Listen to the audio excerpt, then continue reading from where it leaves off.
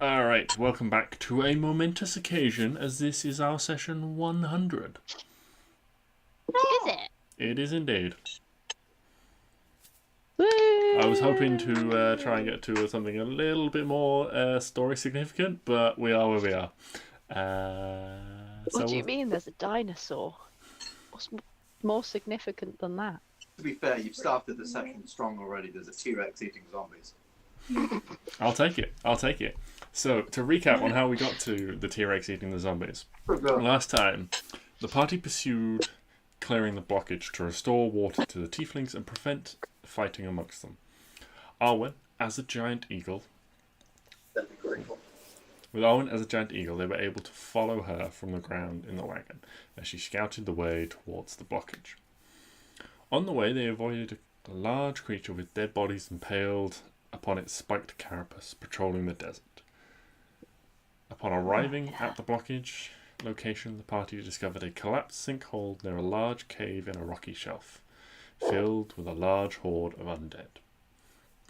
As they were preparing their spells to destroy the undead, a T-Rex living in the cave exited.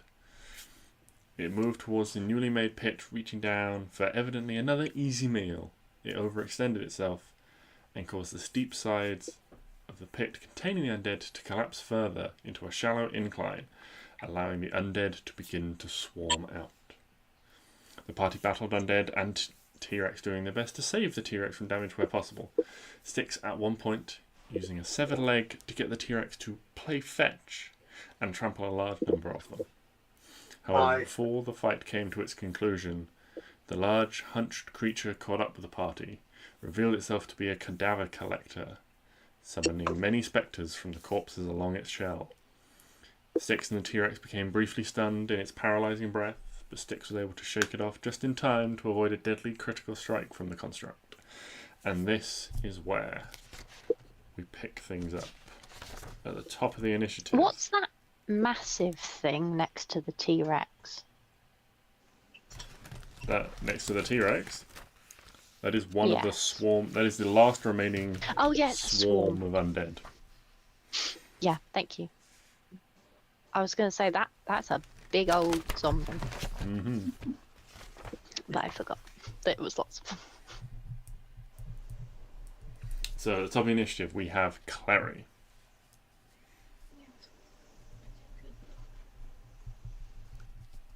Oh, I hate being at the start of the initiative at the start of the session because I do not remember. But yeah, no, I remember. I hit the dude.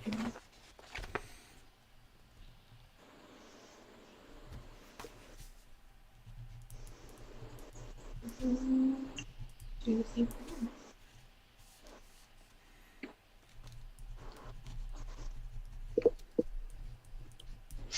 Um, 15. Oh, actually, can I get... No. I will try and...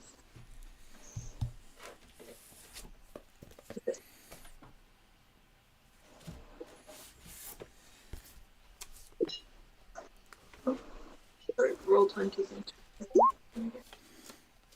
Yeah. So you run in to a slowly recovering Stix who shakes himself out of his stupor. Yeah, and a 20 will definitely hit.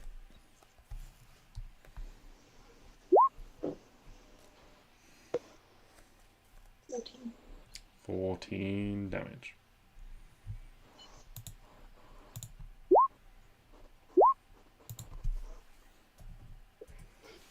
Do I always forget to make it work. Do I get it because someone's within 5 feet of the enemy? Yes.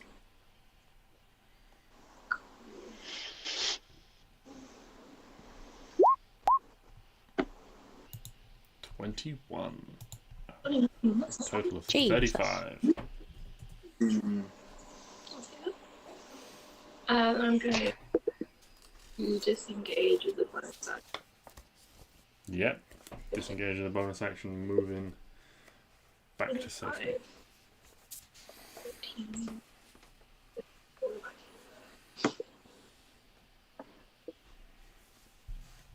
Okie dokie.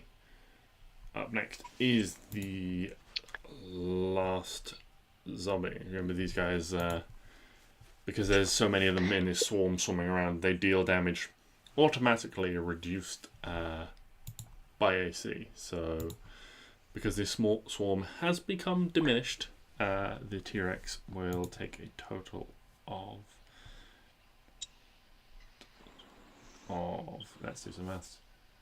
We'll take a total of 15 damage. Really quickly, am I concentrating on Hunter's Mark or Fairy Fire? I believe it was Fairy Fire you cast? Yeah.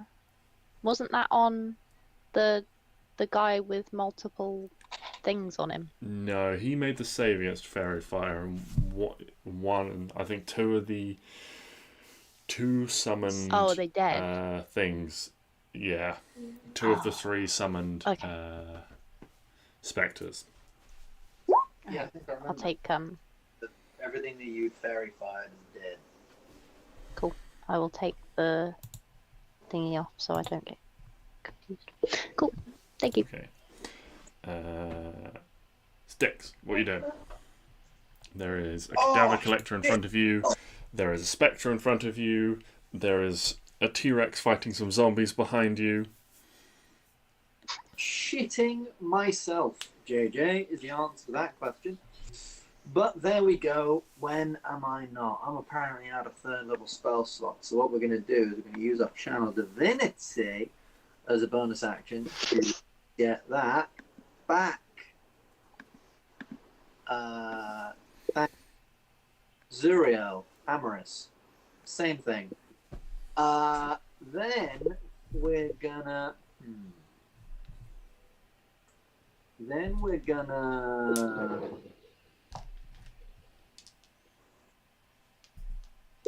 We're gonna hit the Spectre. The Spectre has been causing some problems in terms of HP. And I'm pretty sure Spectre's a piddly. 15. 15 will hit the spectre. Thank God. 8 plus 2, 10 damage.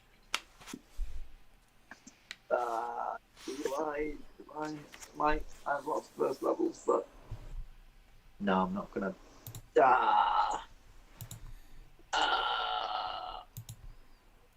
This is an so far untouched spectre. Yeah. Oh, you know what? Live and let die. Boom, boom. Fuck you, Spectre. Oh, that's shit. I can't help but feel like I deserve this. So that's 16 damage to the Spectre. Mm-hmm. And then, you know what? I'm just gonna kill it. With my 2nd attack, hopefully. Unless I've angered some god out there. No. You're 20. alright. 20 definitely hits. 15 extra damage. Indeed. That is enough to vanquish this spectre. Its glowing, wispy essence is just pulled back into the body of the cadaver collector where it resides upon its back.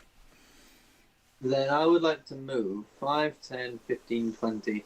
If I wanted to get some kind of advantage with Klari, if she were to move, I'm going to move sort of all the way around here. Okay. Can like circle it round, try and catch his attention so that maybe Klari can then run in behind him, stab it if she wants to. Okay.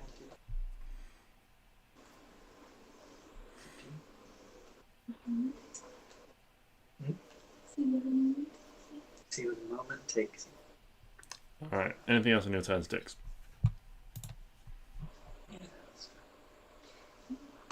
Nope, I'm good. Okay. So we move to T-Rex. The T-Rex devours the last of the zombies. As the zombie goes down and just raises back his head and lets out a bellowing roar into the sky. Oh, Good. good T-Rex. All it's going to do is move itself, at this point, out of the pit. Arwen, you are up. Hello. I'm going to give this thing in front of me a stab. Okay. Whoa. Whoa! Oh my god. Sorry. My sheet did a weird thing. Woo! 20. You have advantage. Oh.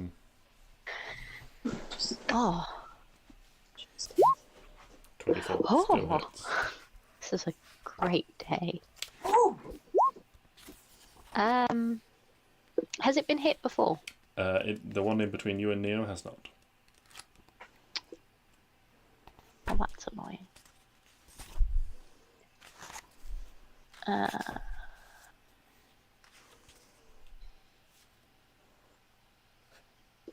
Okay.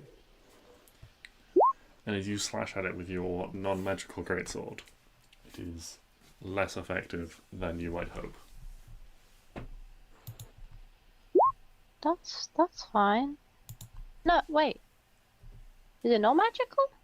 That greatsword is Oh no, non-magical. it's not. It's not magical. Yeah, it does the clinky clink clank. clangity, clangity, clank. Does it do anything? It does. It's just not as potent as Okay, you that's fine. might hope. It That's fine. seems more irritated than injured by these strikes. Well, he's irritating me Hmm. by being in my personal space. Okay. Any bonus actions? Any movement? No, I'm all right. Okay. Which brings us to Neo. Here, real quick, he's gonna just take 2 strikes. Yeah, I was gonna say. Yeah, I mean, unless he rolls a 1, he can't miss, so...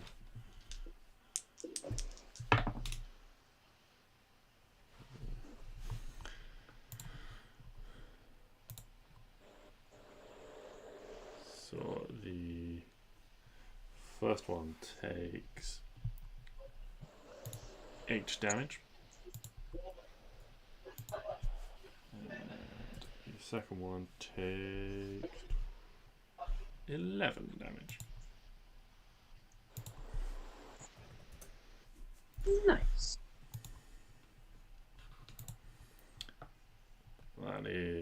That's Neo.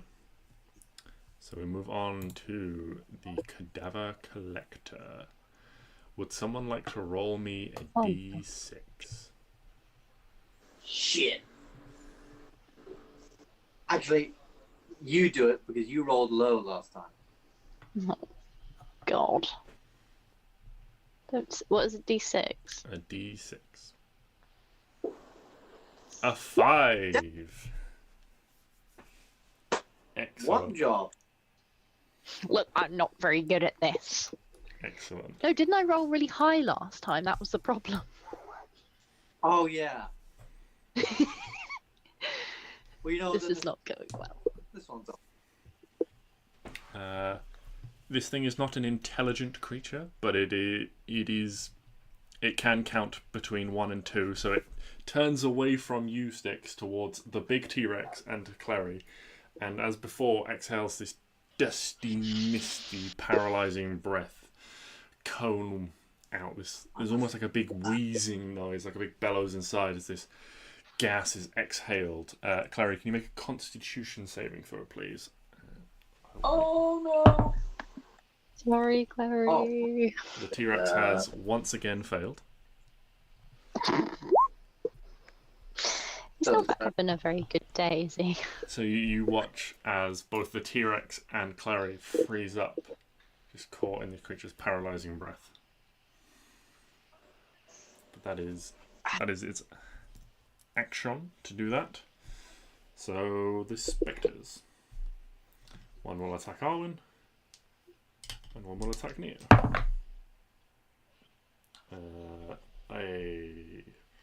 what's that? A 16 to hit Arwen? Nope. And an 18 will just hit Neo.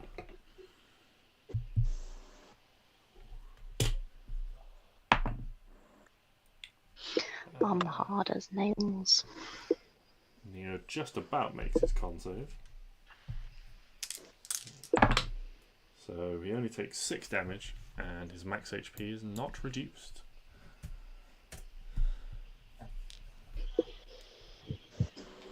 That is their turn, as there are only 2 spectres. So,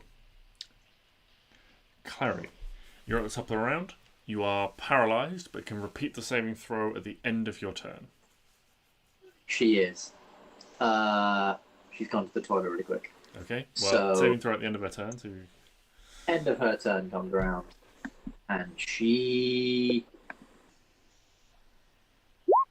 19. Good roll, yeah, No 19 way. is enough, so only briefly overcome before Klari pulls herself together and is able to move freely once more. fantastic. There are no more zombies, so Stix. Oh, Stix has ideas. So, there's these like spikes on this thing's like body. Yeah. Like looking at it, looking at its physiology from Yeah. the photo. It looks like its arms sort of go down. There's these spikes on its back, which it's holding all these bodies on. Can I try and climb up on to one of these spikes? Why must you always climb the thing? Because I'm thinking it'll have a hard time trying to hit me on its top when its arms are the way it is, and I can hold it and ride it around. Okay. Yeah, I'll say to climb it, this will count. This will be one of your attacks as a grapple check to grab it and try and like scramble your way onto it. Fantastic. So grapple. Oh, Shit, fuck. it's not done well. Or am I? It's fine. You've done better than a 7. Sweet. So like swipes down at me. I just sort of grab the. Yeah, as it One goes of to those. strike, like as it's turned away to fire its paralyzing breath across the battlefield, you take this opportunity and you realise now that these spikes they're just kind of swords and daggers and other weapons that you're not sure whether it's stuck in itself as like trophies from the corpses or whether have been stuck in it by the things that it has vanquished. But those seem to be the source of the spikes, is just daggers and swords and various other weapons sticking out of it. And you grab onto the handle of one of these things and like hook your foot into the back of its knee and hoist yourself up. You are now on top of it. It smells really bad. There are rotting corpses. There are some flies buzzing around that as you like shift, one of these bodies tears slightly and oozes out across the shell. The fly sort of kicked up into the air. It smells bad, but you're up here. I am up here, and I have a plan. Okay. A plan to potentially. I don't know. Okay, here's my question. If I'm on top of it, if I cast Thunderous Smite down on it, would it, because it can't physically go 10 feet, would you allow it to take like a d6 damage because it physically can't move that far? Yeah, because it can, if it fails, and I'll say also because you're hitting it directly into the floor, if it fails, it'll also be prone. It does that anyway. Oh, okay. But you know what? I'm all for this. So yeah, bonus action, Thunderous Smite, and I'm just sort of like holding on to this sort of like sword thing. Put my sword in like reverse grip and just shunk down on its head. Please, for the love of God, hit, because this would be so awkward if it didn't. 16. It's awkward. Oh. It's shifting around. Like the sword that you've got, that's like stabbed into it, that you're using as a handle as you strike this thing, it's just not as securely in. It's like partially in one of the bodies, and it just kind of, as you put your weight into empower your strike, it just shifts. And like the bit of goo that slipped out, just your foot skids on that, and you just lose your grip slightly, and your sword just clang comes off the carapace. I'm concentrating on that till my next attack hits anyway. So there we go. I'm on its back. Okay. T-Rex. T-Rex is paralyzed. T-Rex is still paralyzed. Arwen. There's one very wispy, almost dissipated spectre in front of you. There's one still mostly there spectre on the other side. My dagger isn't magical either, is it? I don't recall. Depends which dagger. I think you might have one that's magical. I only have one. I think my magical one got taken away by a dragon.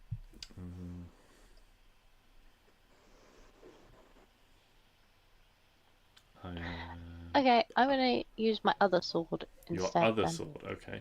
Go for it. which I think is magical. Yes, that one is magical. I got a crit. You did. Oh, nice. How exciting. Roll a d8. You're looking at my sheet. Yeah, I'm looking to see Scares whether or me not. when you do that. I'm looking to see whether or not your dagger is set up as magical. It is not. I don't think it is. 5, 5, 5, 5, 5, 5, 5, 5. Go away. You get a dragon slayer sword. Yeah? What? When- How? When did you get a? It was dragon in slayer sword? the dragon pit.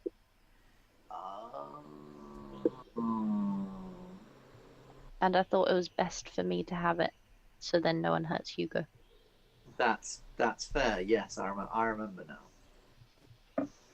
Expose enemy, next attack. Again, target has advantage. If you already have advantage,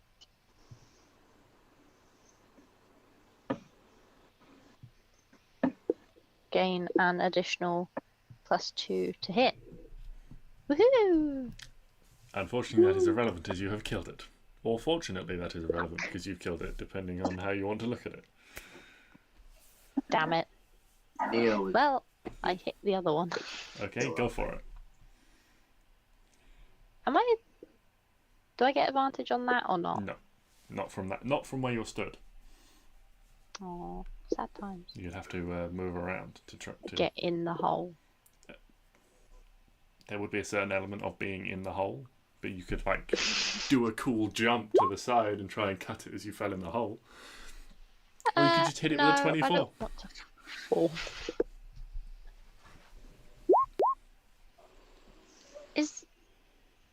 Is one of those 2 hands and one of them 1 hand? No, one of those is the normal damage, and the other one. Oh no, it looks like one of those. I am mistaken. Yes, it is. yeah. It is doing normal, and so I assumed that was doing the extra 3d6, but no, it's.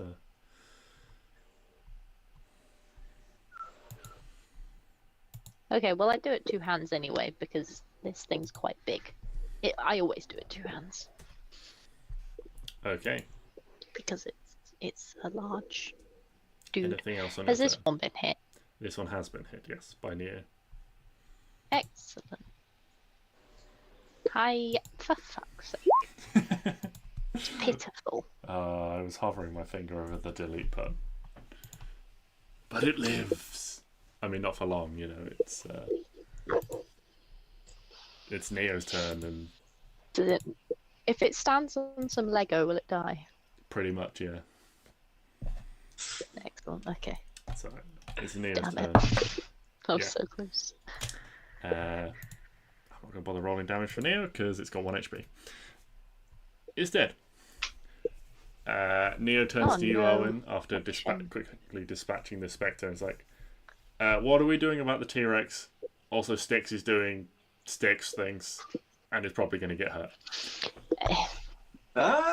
Well, I say leave both of them to it. Okay. no, They're both not hurting I got this. us. Okay. Out of the room. Yeah. Yeah. I'm watching what Stix is doing, and it's just funny. Okay, in which case Neo's just going to go 5, 10, 15, 20, 25, 30. He's going to give the T-Rex some space.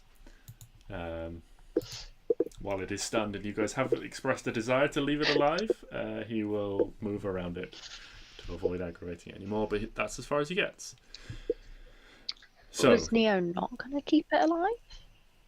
Neo is very much more self-preservation than wildlife conservation, but he's avoiding antagonizing Neo. the wildlife any further because you wish to conserve it. Or me?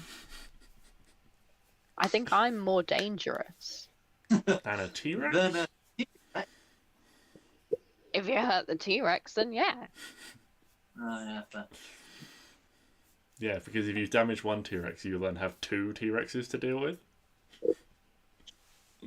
Also, a I T-Rex. don't think I can be. A T-Rex can only fuck you up within 10 feet. Arwen can fuck you up within like 300. Yeah, that's true. Yeah. Having seen a T-Rex, you can now polymorph into a T-Rex. I forgot about polymorph. Oh, Mhm. this is the good shit. Yeah. It is a gift. Anyway, the other gift is Ben being on top of a cadaver collector.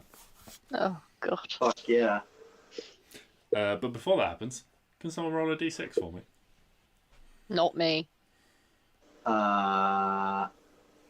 Sure. Haha! It does not recharge. So, Stix, as the... This thing is done. You're kind of on its back, so it's kind of lost sight of you. You haven't actually managed to hit it. So the only person that's hit it yet is Klari. So it's going to go over here and try and hit Klari. Have we had her turns? Yes, she was stunned and she passed her save. Yeah. Yes, she was paralyzed, yes. Yes. So that's a 20 to hit. Unnatural. Yeah, that's fine. Okay. So, the first attack.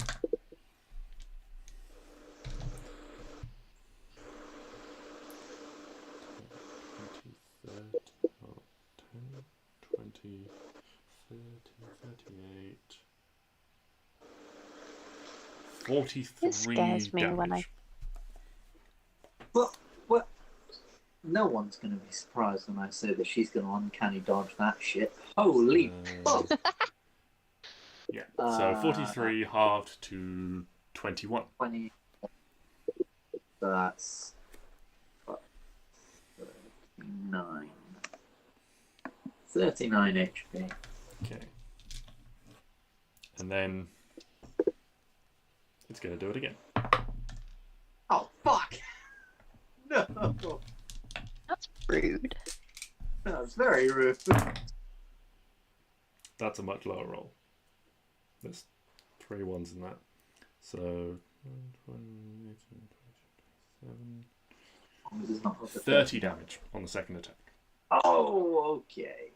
That's 30 damage. Okay, Clary, you're having a day, Mm-hmm. but fine. And that is its turn. And as it, the whole time it's moving, there's this almost like wheezing, clanking coming from it. And Stix, as it's moving, there's just sort of like a mincing squelchiness as the back shifts and the things impaled upon it just sort of cut away at the cadavers upon its back. That is the grossest thing I can think of. Mm-hmm. And you got on it. I know. Stix did, like Ben, did not think that through. He just thought, yeah, well, it can't hit me up here, so... or it can, but... So, it is now Clary's turn. I can ride it like Ratatouille. It's even got handles for me to pull. It's great. no. Oh. It's when you say Yes, things like but no. this, I really wish we had like a massive fan base full of artists to draw me 17 different variations of that, because it would just make my day. It's fine. You've got 3 artists. True. Okay, 3 I mean, artists. one of them can't draw people. I commission you for no money to draw me that. I will pay you in continually DMing. Stix on top of a cadaver collector piloting it like Ratatouille. Yes. Yeah. Ben, you got to think about how you incorporate that into your next Inktober. I will. Where there's a will, there's a way. Excellent. And speaking of, Klari will run up now. Here's the thing. I don't suppose I give Klari any advantage from being on top of it. And if she went there, I'll allow it. I guess, if she like sort of goes up and underneath it, and then she'll try and... You are posing a threat from the other side. The side just happens to have some verticality rather than perfectly horizontally. Like if you were standing on a rock behind it, that would count, so... I'm on top of it. And... Oh yeah, you're like in a really bad way. You're on 9 HP.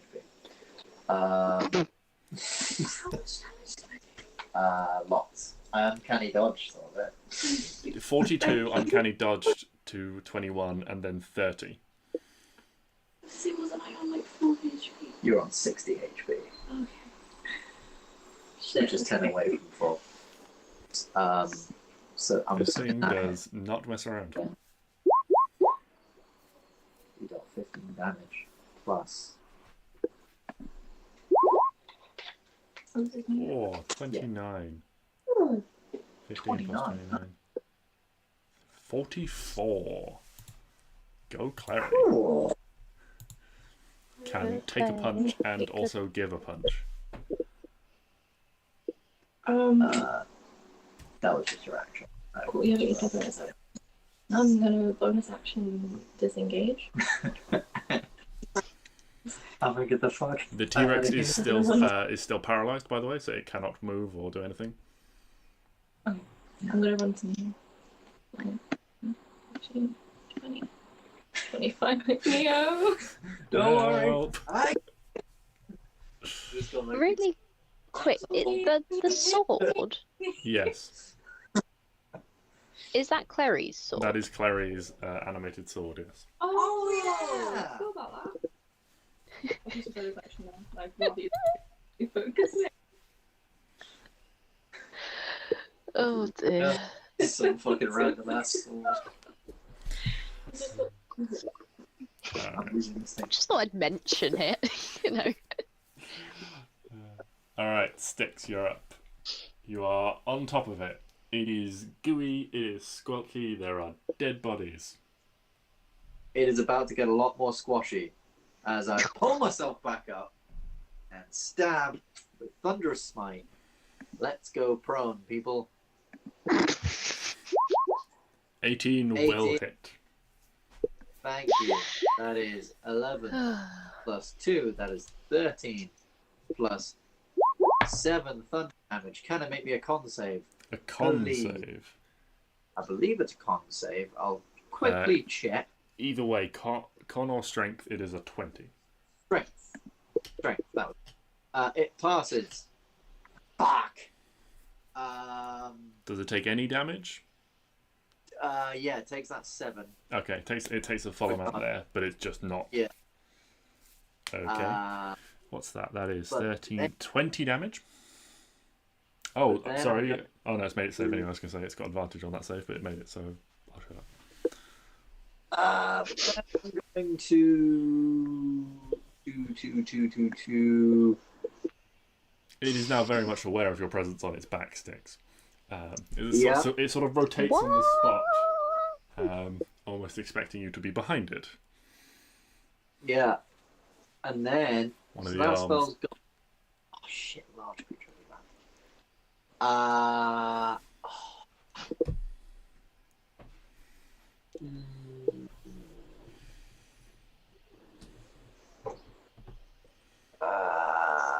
Okay, Thunderous Smite target prone. raffle something to make it afraid, but it's literally got fucking bodies on its back. I don't think it's gonna be afraid of much, so I'm gonna go for Thunderous Smite again. Bonus action. And then whack it again for 21. Can I make another strength save? Yeah, 22. Shit! Fuck! Fine. So I'm sort of on its back, and I stab into it, and it's just sort of like a big boom. And then I hit it again, big boom. It's like, just get on the floor, go down, do the thing! Oh, that was 3d6. That's my bad. Take off the 4 at the end. So Okay. 3. So 17 total. And I'm just gonna sort of try and like maneuver my way to its middle, so I'm the furthest equidistant point from its arms, and just sort of like crouch. Okay. Just hope and pray. I would say I'm assuming that I don't get the bonuses from my shield because I'm using my hand to sort of hold on. Like, I'm assuming for like to get onto it, I would have put my shield away. Yeah, you'd have needed 2 hands to climb. I'll say if you want, you can make me a real quick acrobatics check to be balanced on the top if you want to have your shield out. No, I got 2 in acrobatics. I'm gonna save it because I feel like if I fail that, I'm gonna fall off. I'll say this: you won't fall off. It'll just determine whether or not you can have your shield. Oh, okay. So if you roll well, you're balancing and have your shield. If you roll poorly, you're grabbing on 11. I say you're using one hand to grab, so you haven't got your shield. I was kind of hoping, you know, those like videos of those professional dudes in like the rodeo things and bars. Mm-hmm. You know, I'm falling onto the back of that. Oh. Is that how you do it? Yeah, it's all in the hips. How I be there with a fucking shield, just like, come on, boy. Yeah. All right, T-Rex. It's cocked. T-Rex is still paralyzed. That bad boy ain't going nowhere. That's Arwen, Good boy. what are you up to? Hello. I'm going here. There's a paralyzed T-Rex. Oh, okay. Where is it? 13 Oh. misses. Just ping, Stix. You duck down as you see this arrow coming towards you and just flies over your head. Hey! Oh, wait, no, you're hitting this thing. That's fine. 18 hits. Excellent. Kapow! For fuck's sake. 12.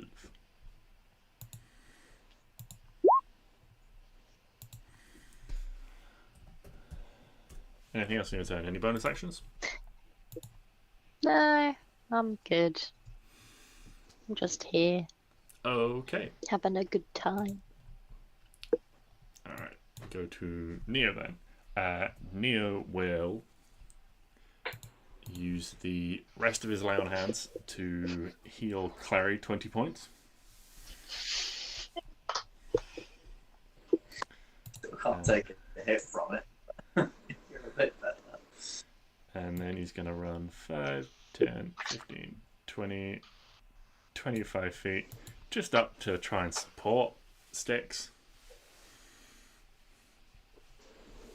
Paladin boys together. Hey! Hop on! It's awful! Don't think that's helping. I like to think, At which point, we go to the cadaver collector's turn. Clara, you haven't done this yet. Can you roll a d6 for me? You want to know? Yeah, A 2. I can't wanted you to order it. Okay. Breath weapon does not recharge. So, for its first action, it is going to attempt to get you off its back, Stix. It's gonna, one of these arms swings around, and you see it just rotates in the socket, like tick, tick, tick, tick, and just like reaches over to try and grab you. Can you make? Oh, that's fucking cool, but it also really is. Can you make an acrobatics or athletics check? Your choice. Athletics. This would be a really good time to have a luck point. 21. 21. Yeah. As it like reaches and just tries to like grab you off its back, you like, take one hand off, like summoning your shield out and just using it to like parry it away, which is just dum. At which point the other arm like comes around and it's just going to try and just punch you off. Like it's almost like a crab like grabbing on its own shell. Cheat. It's a 23 to hit. Yeah, it's. I think I'm down there. Okay. That is. Oh, that's a low roll. That is 12 bludgeoning damage and 20 necrotic damage. And 20 necrotic damage? Yes. Yeah, block the first one, and then the other thing comes around and just socks me across the face. And I just. I fall. Are you dead? I'm out. Stix Awkward. falls off the back to the ground. For God's sake. It just sort Right. of punches me and then just like pulls me back. Yeah, you just slide off the ground and flump in the sand. Do I take any damage falling off? No, it's not that high. It's only a large creature. If it was a huge creature, you might, but it's only a large creature. Thank God. Right. Well, that was a fun idea while it lasted. Alright. When will you learn not to climb on things? Never. It's fun. Right, there are no spectres left. Got a fucking rotated sockets. That shit was crazy. I should have because it comes. Larry, you are up.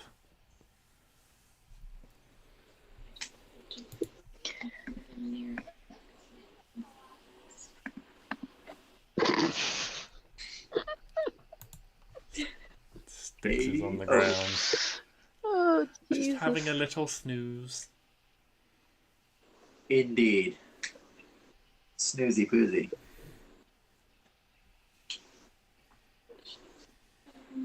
You could just throw things at it. I shall throw some fire at him. In the blip. I was going to say you would guess that. 23. Good shot. Definitely enough. Roll some fire damage. 21. Good roll.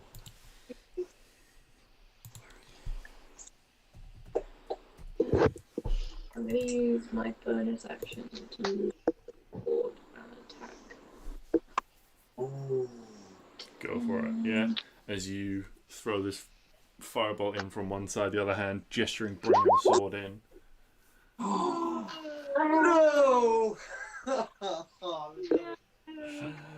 Unfortunately, most of your effort has gone into this firebolt, and the sword is not accurate. And just as one of these hands comes down, it just absentmindedly swats the sword down and just sort of like lands in the ground before the sword flies back up into the air. But as it does so, this thing starts to sort of steam around the edges, the gaps, the holes in its armored carapace. Whatever is fueling this thing just sort of starts to steam and smoke somewhat.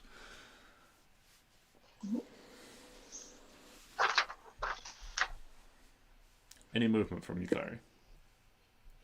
I'm scared of the T-Rex. I don't know. Maybe it will come to my aid. You being your best friend. I'm gonna move in a little bit and sort of try and find the Okay. Stix. Can you make a death save? Ooh.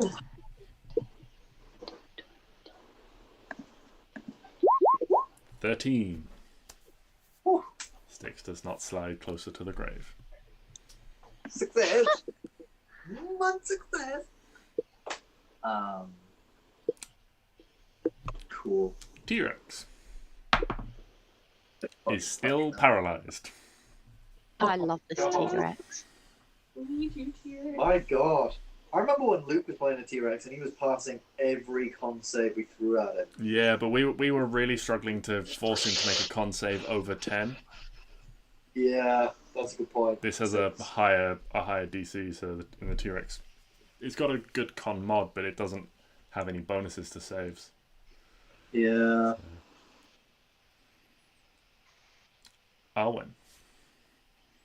Hello. Stix is on the ground. There is a Oh. smoking cadaver collector over him. Oh no, you wouldn't be able to see that. You probably would have seen Stix fall off. Yeah. It's this small. I thought she was still like around here. No, she has rotated around.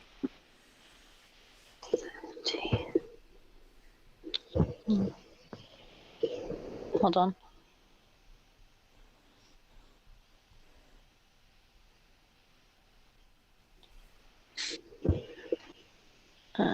What if I go?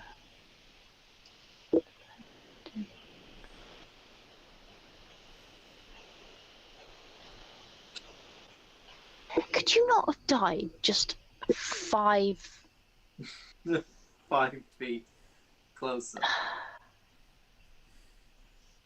Where was I? I was there. 5? Oh, unless can I technically stand here? No, that would be falling into the pit.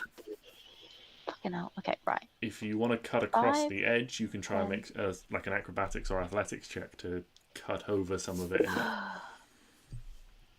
That's not an action, is it? No, it's just part of your movement. If you fail it, you'll probably fall in and lose a bunch of movement. Hilarious. Love it. What was it? Acrobatics? Or athletics. Or athletics, your choice. Whether you want to sort of like try and dance nimbly around, or whether you want to just try and leap.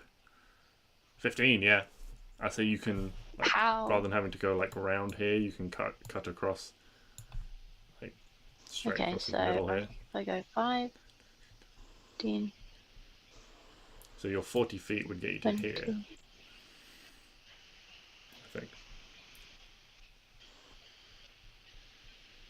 To there. Yeah, If and you're like 5, on 10, the edge, but 15.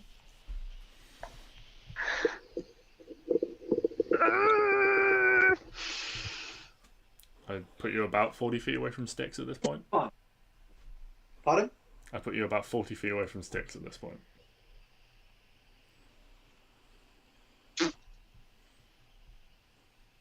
I'm fine. Sure you are. Yeah. 5, 10, 15, 20, 25, 30. No, that's literally...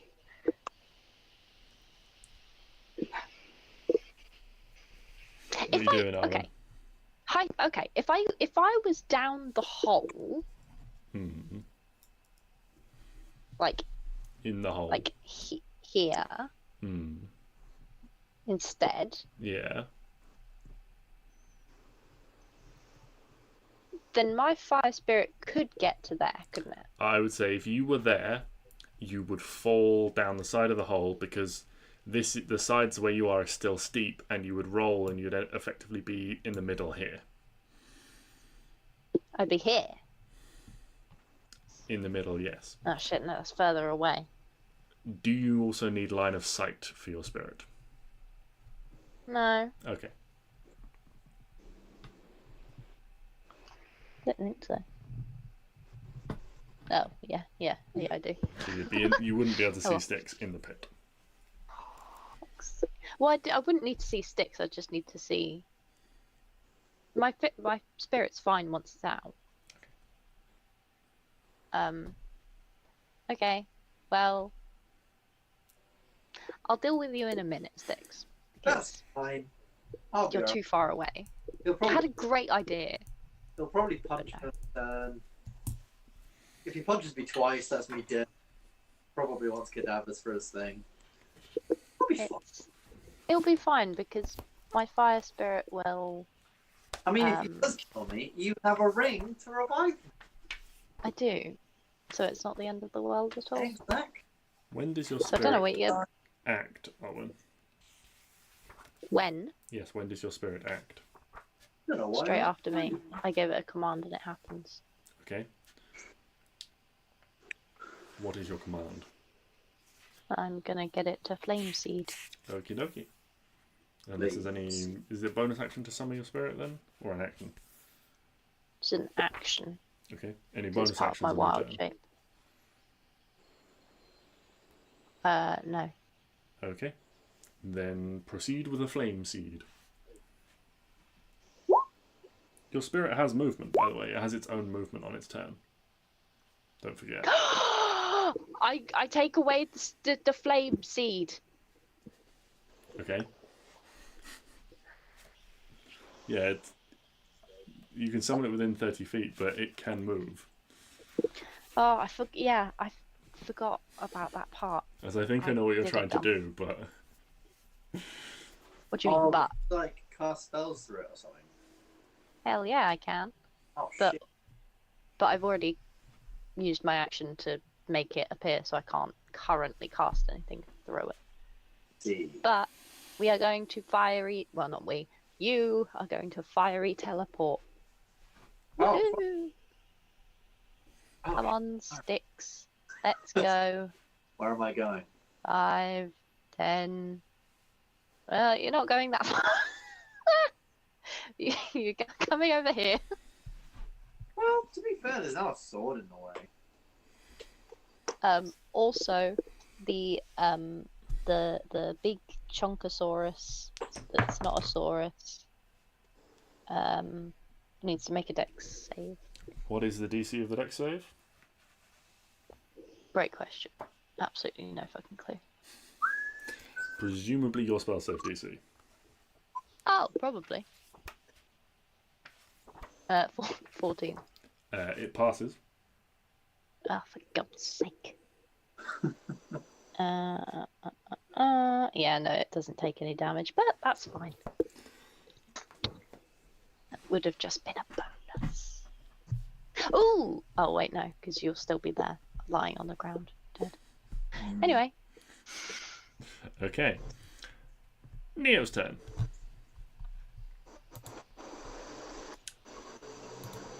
I mean, he could have also healed me, but As Yeah, but Stix there's a big pussy man in front of him. is now yeah, somewhat safer. I'll give you guys a choice, as Neo is your NPC. Do you want him to run around and try and heal Stix, or do you want him to do a whack? no, You're I whack. think he's probably seen that Arwen has it under control. I reckon he would do a whack. Okay. Neo does one good and one bad whack. Well, at least there's one good As long one. as it's a good one. Do a whack. Alright, Do a whack. D10. Do And whack. Do whack. Do whack. let's throw a smite in this as well. Ooh. 14. Treat yourself. Hell yeah, 17 radiant damage. And 12 slashing damage. For a total of 29. Nice. Which is... Okay, no, it's fine. This thing is smoking a lot now. Smoking kills. Yeah, like there's like steam and sort of like arcane sparks shooting out of like gash marks and holes and things like that. But it is his turn. Everyone's had a go so far, so why don't I'll have a go. Oh, no. I promise you that is a 6. Yeah. I said no. Oh god, it could get everyone. It has a Not it has a everyone. literal intelligence of 5. So it is going to turn towards. He's going to turn in the direction of Neo. And I think even if it goes like pretty much straight towards Neo with a cone, it's going to catch Klari as well. So can Neo and Klari make con saves? I believe in you, Clary.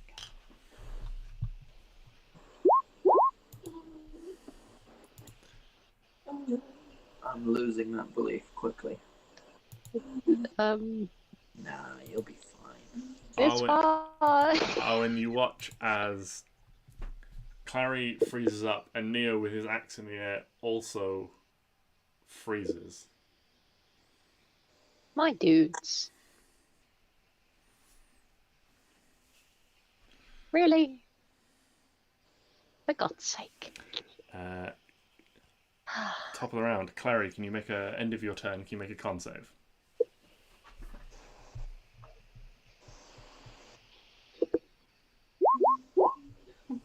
You are still paralyzed. Stix, can you make a death save? Oh no! It's fine, because even if you roll 1, you can't 13. die. Oh, 13. T-Rex, make a con save. It's on the floor. Doesn't count. T-Rex is on the floor. Aw. No! T-Rex is still paralyzed. It's fine, he's alright there. Arwen, Oh, it's my go. How it is your turn. There is a very badly damaged cadaver collector looming over Neo. There is an unconscious Stix. And you have a fire Yeah, spirit. I was doing things, so...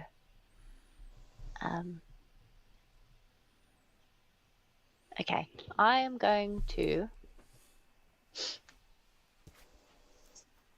Oh!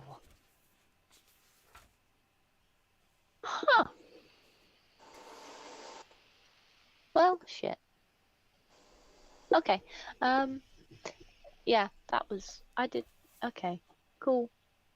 Okay. Oh shit. Damn it, why didn't I go the other way? Can I, like, redo my last turn and go the other way instead? I'm joking. Okay. I'm going to cast...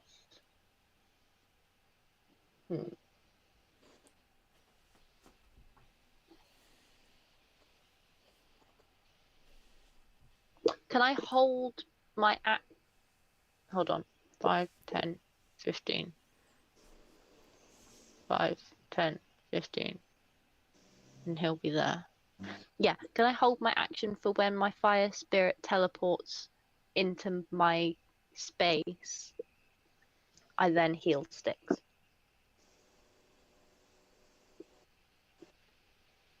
Yes, you can. So you're casting Cure Wounds. Cure wounds. And you're going to hold your action to cast it when the spirit teleports. So you're going to do that through the spirit itself. I'm assuming. Or are you going to move up to Stix? No, I'm going to move here. Okay. I'm just going to go here. I'll then... I want my spire ferret, stupid words. 5, 10, 15. I want the fire spirit to go here. Okay. Which means Stix will go here. Right, you're going to bring your... But, obviously, the fire spirit has to go after me. But I know that that's going to happen because I control it. Okay. Yes. So I know I'd like to cast it. Okay, so you cast or you prepare to cast Cure Wounds. You give the command to your fire spirit. Your fire spirit teleports Stix to you. Yes. Right. Over here. I understand the situation. Yes. Come here, Stix. You cast Cure Wounds as Stix arrives. I do. Oh, I'm going to treat you to a lovely 4th level. Oh, God. Damn! 25 HP. Healing! This is the best healing I've ever done in my life. Roll Please, a d8 for me as well, Abby. Why? because you add a d8 to your healing while your fire spirit is out.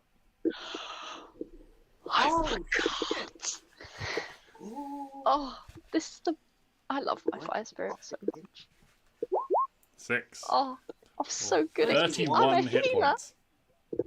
Oh, I'll tell you what, all my previous plans are out the window. I'm going back in.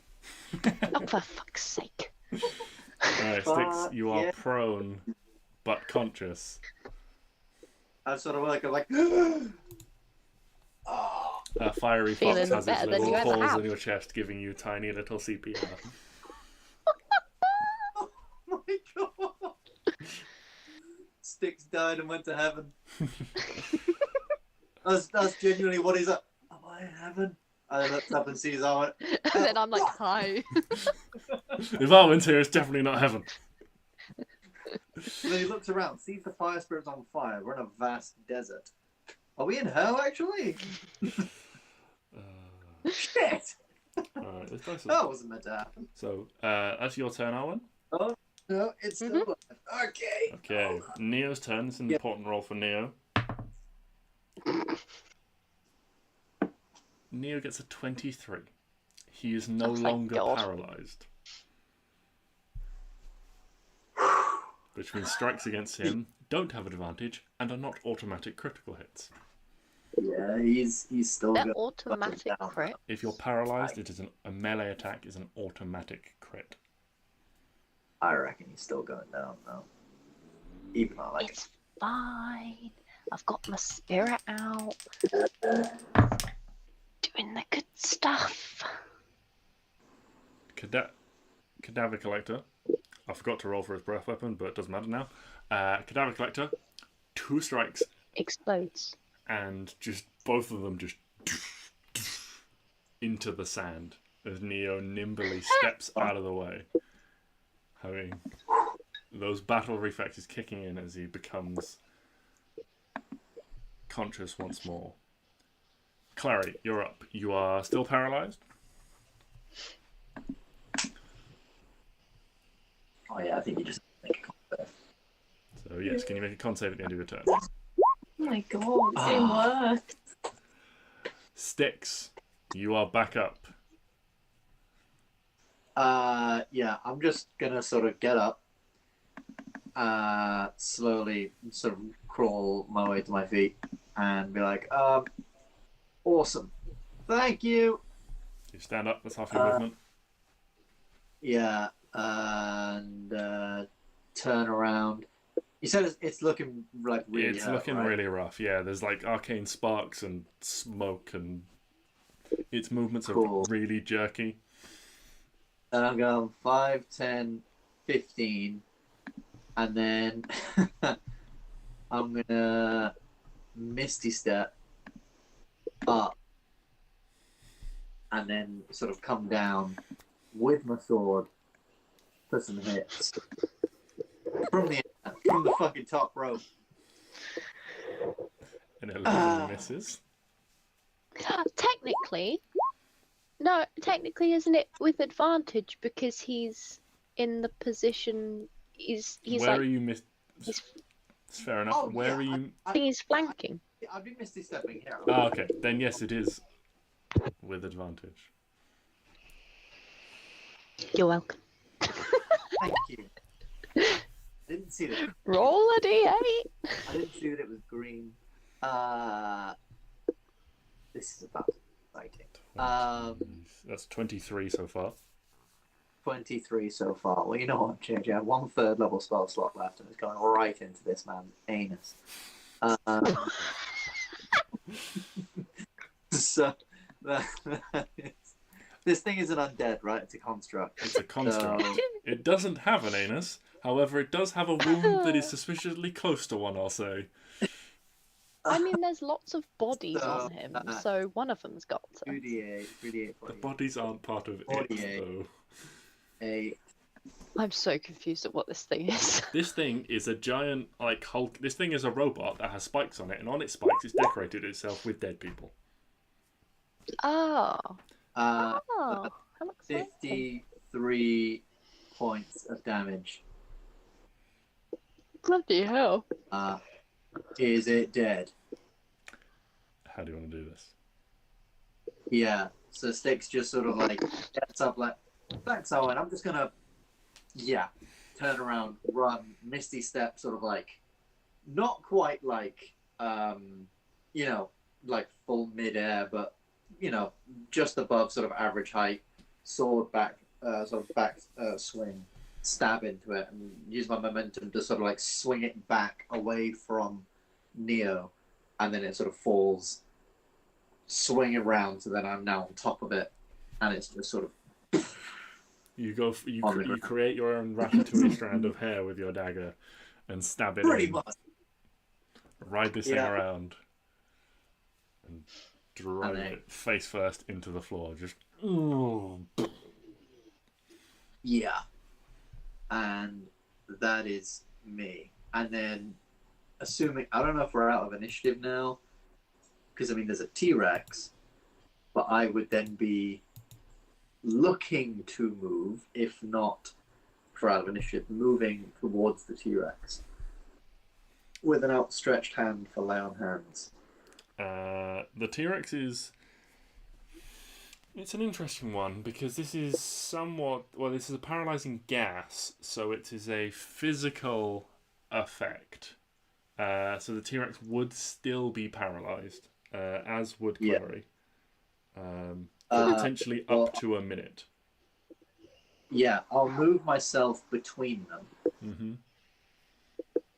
And then I'm gonna, so they both get like my bonuses to their saving throw. And then with it looking at me, I'm presuming obviously when you're paralyzed you can still see everything. Yes, it's still conscious. I'm gonna place my hand just sort of like on its leg and give it 50 hit points back. 50, okay. Yeah, I want this thing to like, and assuming my speak with animals is still up because that's not concentration. Yeah, I'm just sort of commune the word because obviously it was too dumb to recognize language, but I'm just going to sort of commune the feeling. It was more the fact you were trying to do this in a combat scenario. Klari will say that you're unparalyzed by this point. You don't have to worry about making any saving throws. It was more the fact you were trying to do it in a combat scenario where you can only speak, a very short amount to try and. Now you have more time. You can potentially communicate better. Now you're not timed to 6-second increments. Yeah, and I'm just gonna sort of like commune the thing of like we are friends or friend or ally, sort of thing. As I've healed it for 50 hit points, which I hope it recognizes and is happy with. It'd be a real dick move to make it attack you now. You've given it 50 extra hit points, wouldn't it? It really fucking would. Can you imagine? Oh my god.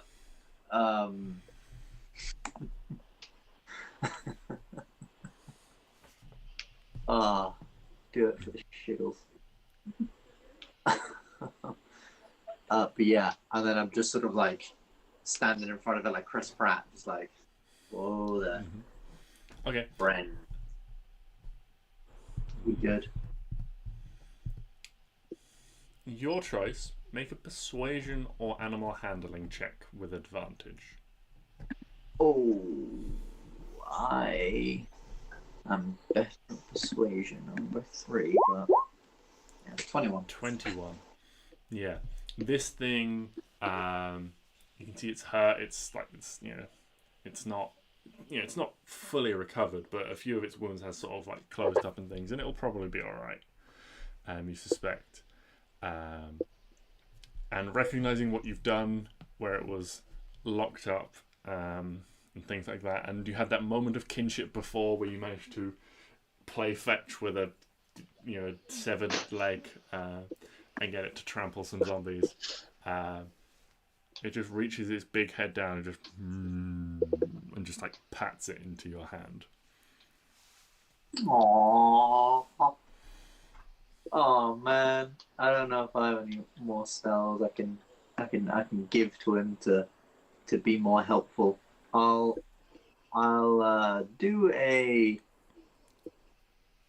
second level cure wounds as he comes into my hand, and yeah. So what's that? That's 2d8. That plus 4, so 12. Just 12 back, and I'll just sort of like give his like face a little nudge. Yeah, you give its face, like a little like scratch, and it's just like there's just this like big exhale of like warm breath on your hand as you rub its snout. I got a friend. Yeah. But after a few moments, it leans back or like stands up and sort of like takes a few steps, leans down, scoops up some of the not the T-Rex bodies, the zombie bodies that it's like chomped but hasn't actually had a chance to properly eat, like in its mouth, and just sort of carries them over and starts walking back towards its cave. Oh, can I go up to the cadaver collector and say, should we like take some of the bodies off this thing? So it doesn't have to like pick and claw at the spikes on the top of this thing's body. We can just take them off, and then it's got food. Well, you gotta get your hands dirty sometime.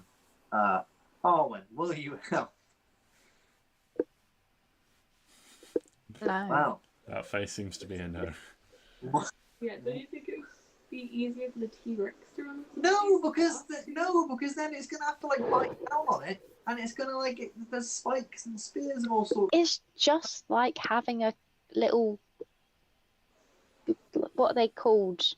Chicken satays. It's fine. Yeah, but it doesn't have the hands. More tetanus for me then. All right, I'm gonna go over and pull off some bodies from what I can with this thing, and just sort of like drag them a little bit away from the spikes. Yeah, that's fine. He's not hurting himself too much. Mm-hmm. And I'm immune to disease. So Excellent. that makes sense. No tetanus for Stix. No tetanus for Stix. Yay. Just riddled with STDs. From the squirrels. Yeah. Bastards. S in this context stands for squirrely. Squirrely transmitted diseases. Dear God. Yeah. So. That's what you keep telling yourself. And then maybe we can take a look down the hole. Absolutely. Yeah. See if we can see anything that's. Yes. Yeah, so you drag these bodies off and you pile them up out of the way. And yeah, make your way into the hole. There are a fair few corpses and things to sort of shift around, or the remaining pieces where they've been chomped by the T-Rex or exploded by fireballs. Indeed. But yeah, it seems like there was some sort of like sinkhole or collapse or something like that. A lot of the general like sand and things and earth has fallen in. So there's not a large sort of like rocky section for you that you think you'll need to clear. Looking around, it's fairly easy to make out the bits of clay pipe that are still remaining that sort of jut out into this space.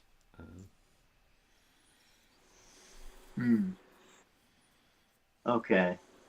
So, sorry, you said it was easy or wasn't it? It was, yeah, it is. You can. It is easy, You right? can see so they're a little bit sort of like covered over and things like that. And you can see there are a few sort of loose rocks and pebbles and things like that that have, you as things sunk have shifted and as the pipe has fallen in.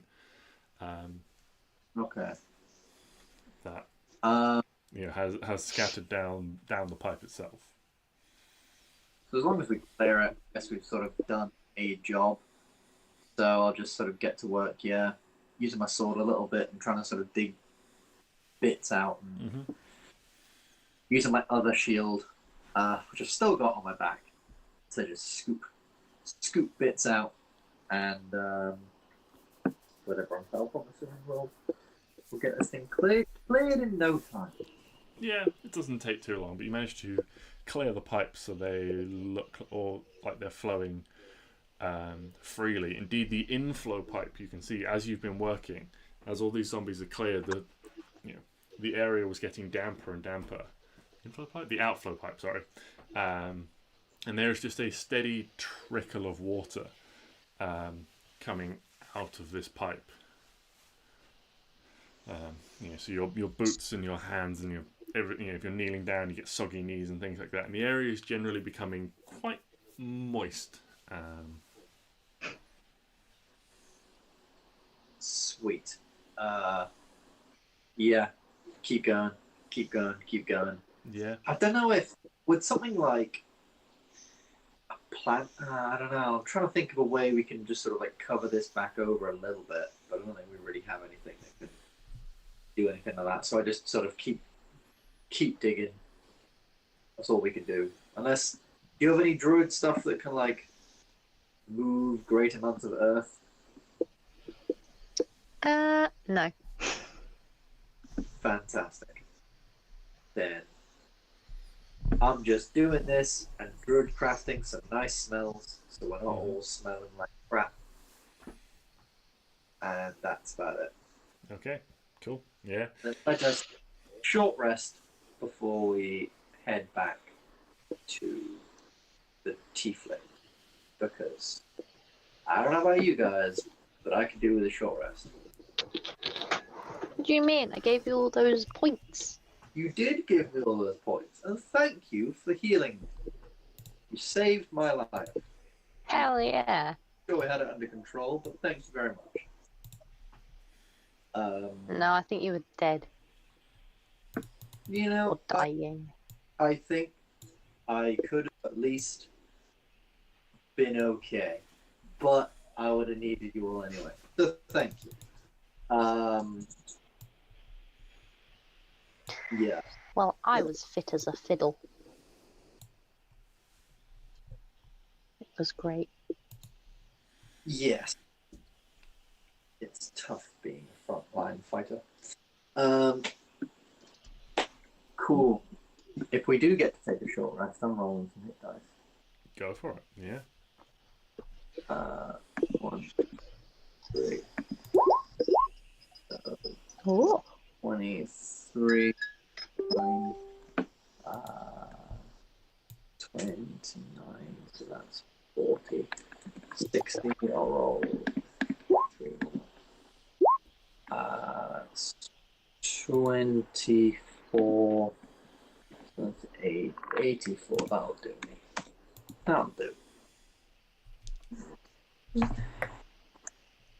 I'm also getting my chance of anything.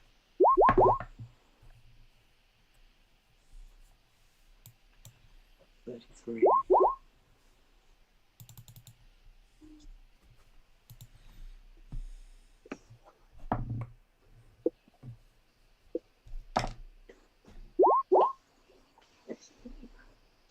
Ooh, not rolling great, am I? I literally haven't rolled a higher than a 4. Oh my god. That's rough.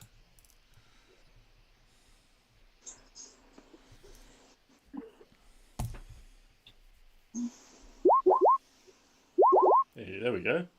Whoa. Hey, made up for it. Okay. So you guys take a short rest, sheltering in the back of the wagon, out of the sun and things like that.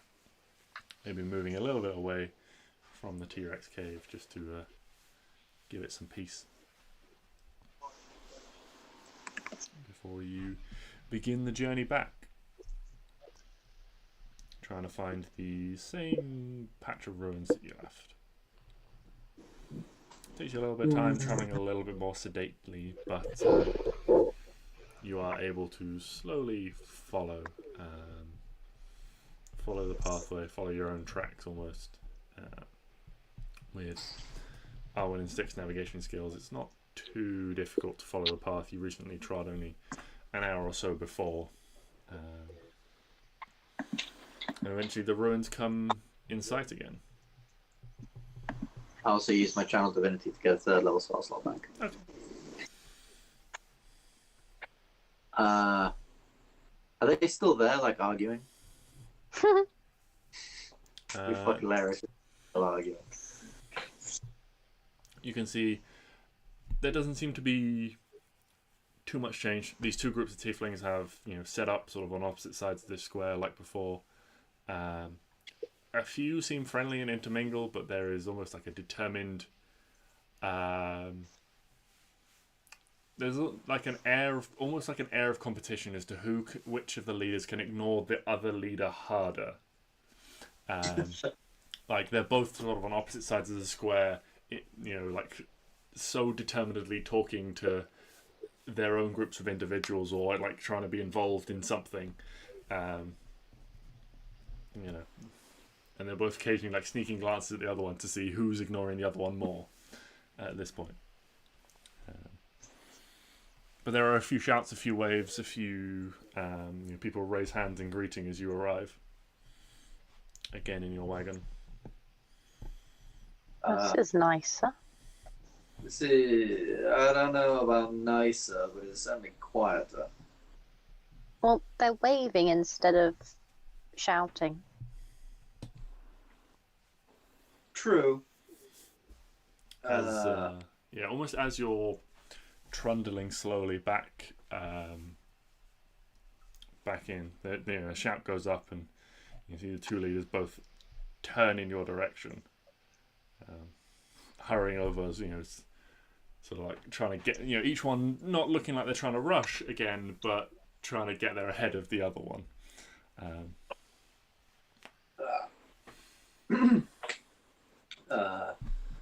Hello. We're back after much arduous effort. We found out why your water wasn't working. Actually, as we're coming back, can I have a look down the well? Can I see the water has now started? Yeah, you look back down the well, and looking over, you can hear just the faint trickling of water. It'll be a long while before this thing properly fills up and is, a vastly usable well, but it is slowly like feeding back through. It'll probably take a good rainstorm or something like that to really replenish this. Yeah. Well, yeah. So we're back, and as you can hear from down there, water's fixed. Took a lot of effort. Yes, we did it. Thank you. We heard the water start flowing maybe only half an hour ago. Well, we are very grateful for whatever you have done. Killed a lot of undead things is what we fucking done. That is a great problem of late. Yes, might I suggest you and your friend making like some of the refugees that we've seen in other parts of Kavran, and maybe thinking about skedaddling?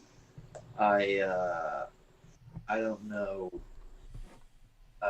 if that's part of your plan, but this place is about to become a war zone, or this desert is anyway, and I'd maybe suggest staying clear or finding somewhere safe until you can. Where is it you would suggest that we go? We have never generally been welcome outside of the desert, especially in large numbers. Well, in the north, the elves seem to be somewhat accepting tiefling refugees. At least, giving them. Well, they weren't necessarily accepting them, but they were giving them land, weren't they? They were, or is not really bothered by their presence. Everyone make a history check for me. They were in camps, weren't they? Yeah, they were in big camps, but I think it was to help, as far as I remember. And we were trying to get Genevieve to.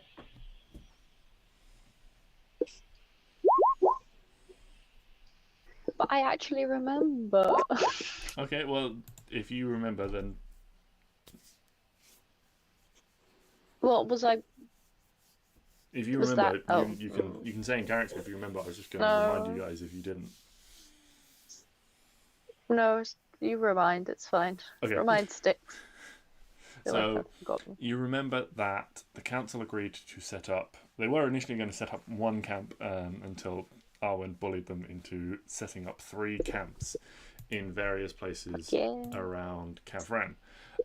These 3 places are the Three Bells Lake on, which is. We didn't know this. I believe you were told where the camps were going to be. I mean, yeah, sure, definitely. The mountains north of Ilgaroth Lake, which is over here. And the last one was east of the Red Spear Mountains outside Rosenzen, so approximately here. Okay. Oh. Well, I'll tell them about those places and their general direction, from us. So our people have generally scattered. We are one of the few clans that remain. What did you say that I got the Three Bells Lake? What were the other 2? Sorry. So the Ilgaroth Lake, which is this lake down here in the mountains, but it's to the north. Just on the edge of the plains. Oh, good. And the other one Yep. is the east of the Red I'm Spear on near Mountains near Rosenzen. Rosenzen.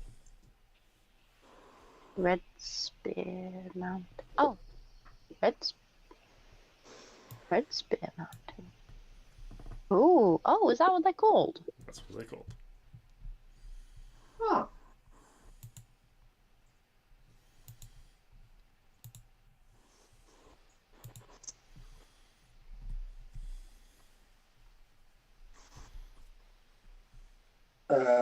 Yeah, so I'll tell them about those sorts of places and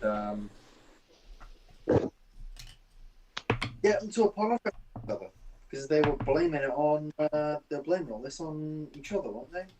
They were, yes. I think you owe each other an apology. As I said before, during these times, it is better for us to be working together for the benefit of your people as well as everyone. There is great evil in this desert we see, and we aim to thwart it, but we can't do that if people like you guys are still fighting each other over petty squabbles for which you had no evidence. So, might I suggest an apology is in order? I'm not going to make you apologize because you're grown-ass people, but I might suggest it, and then maybe try and move some of your people out of there. They both look at each other and they exchange a look. It's the kind of look that 2 people get when someone comes along and tries to tell you how to do your job when they've got no idea how to do your job. And they're just like, they both all just chuckle a little bit. It's like, if you knew our histories, you would know how stupid that sounds. We can get along at times, but the clans, there has been too much infighting in the clans for there ever to be an accusation like that is like the sun. It is consistent and reliable. Yes, but you were going to kill yourselves to prove that it wasn't you. It's just dudes. We have our ways. But, as you say, times are tough. Things are difficult. We will consider your offer. Maybe one of us goes this way, one of us goes that. And, probably for the best.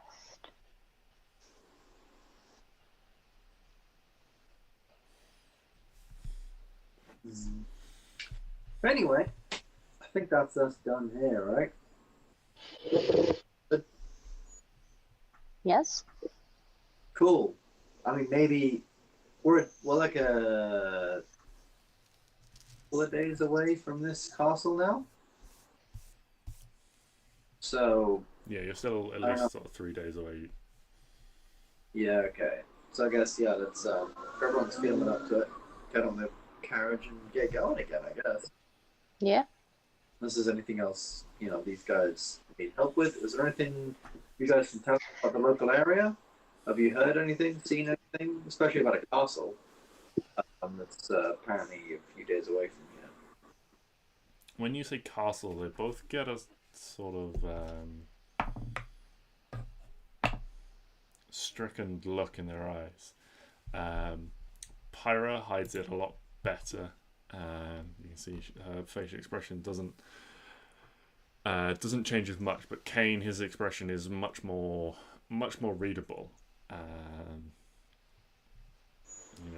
There's almost it's like a pained expression, like a painful memory is coming across his face. It's just like,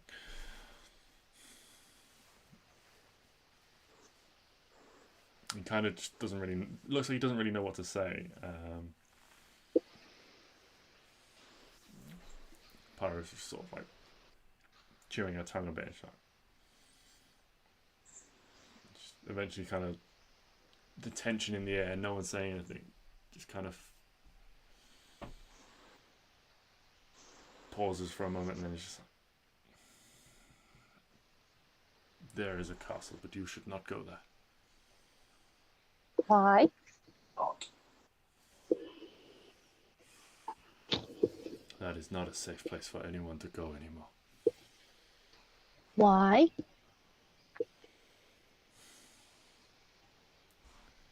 The undead you encounter, the undead we encounter frequently, that is where they're going. That is where they are summoned. That is where the people who get captured are taken. You mean the people that get captured by the UNT as well? Yes. We used to live, if not amicably, there was a understanding. Neither of us was overly hostile towards the other. While we would not turn our noses up at wiping out a bunch of them in order for our own survival, and they would not do the same. They would not lose any sleep over doing the same to us. We were not openly hostile. We did not hunt one another. Water may be scarce at times, but we make do. But now they are actively seeking us out. They have a new leader, it seems. They are more united than they were.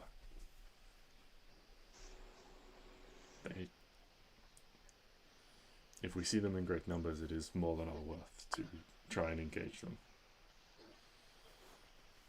Whatever lives in the castle now, they owe their allegiance to it. They alone seem to be able to walk to and fro, unfettered and unencumbered. It does not seem like their people are being turned against them.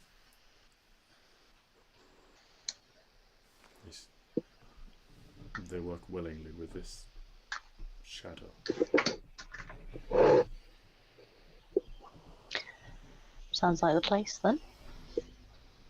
Yeah. Do you know any safer routes to get there? Any good routes? Any locations of any more undead or anything in and around the area that you might be able to tell us about? They rove like us. There is no predicting where they'll go. Do not stray too far south, or you will end up wandering into the sand sea. That is predominantly where the lizard folk reside. They seem to take no part in this. They seem to suffer the same as we do, and are more aggressive because of it.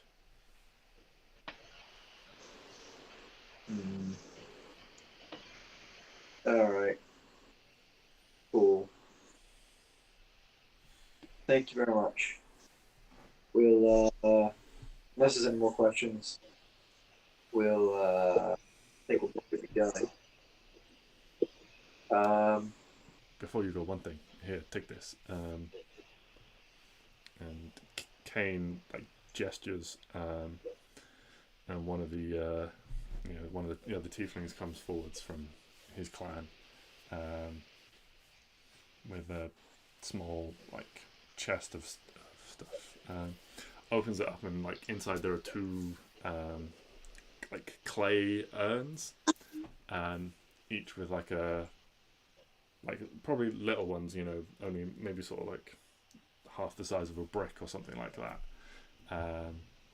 With they're almost sort of rounded in shape, like a teardrop or a water droplet, and the top is stoppered with wax.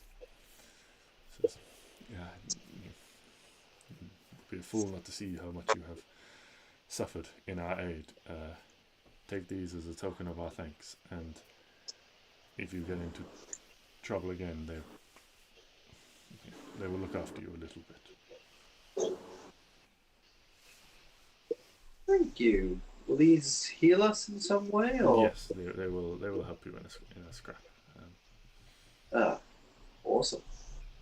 They are not overly strong, but they are made from some of the few things that grow here. I see. Make these out of the things that grow in and around the area, not Okay, nice. They are Thank you very much. And hard to find, but yes. And you can add one is slightly larger than the other. You can add a greater and a regular healing potions to your collective inventories. Do you want me to put it in the party bag? I was gonna say because I can already heal the boat, do plenty of healing, so I probably don't need to carry them. Put it in the card.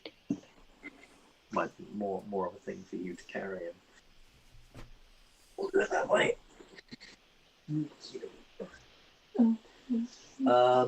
Cool. Thank you very much, and we'll spend the rest of the day. I mean, I don't imagine there's much day left, actually. Yeah, with the travel it took you to get here, the time you spent examining things, the time you spent travelling to and from the broken pipe and things like that, there is not a huge amount of day left. Well, I've already said goodbye, so we're going to go, so there's no awkward.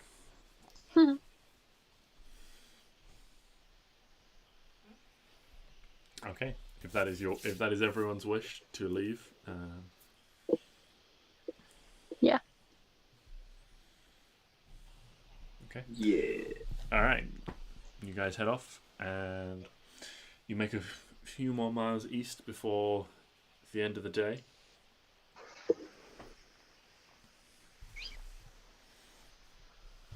Night rolls in. You guys set up camp once more.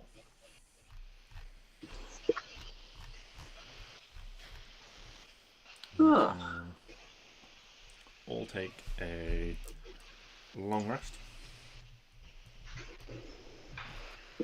And level up. No. Do I regain all my hit points back? Yes, anyone whose hit point maximum was reduced, it is restored on a long rest. Yay! Long rest. So, who would be on first watch? I was the most healthy, Oh, that's fair. so I feel like I might, Okay. just because everyone took a bit of a beating earlier. Okay. We all know why. Arwen, you on first watch. Mm-hmm. Continue to watch over your companions. Sorry, just ignore that. Yeah, make note of your surroundings. Just continuing to peruse, and as you're doing so, as you're settling in, you know, giving Hugo is asleep in your lap. You know, his little tail wrapped around your arm.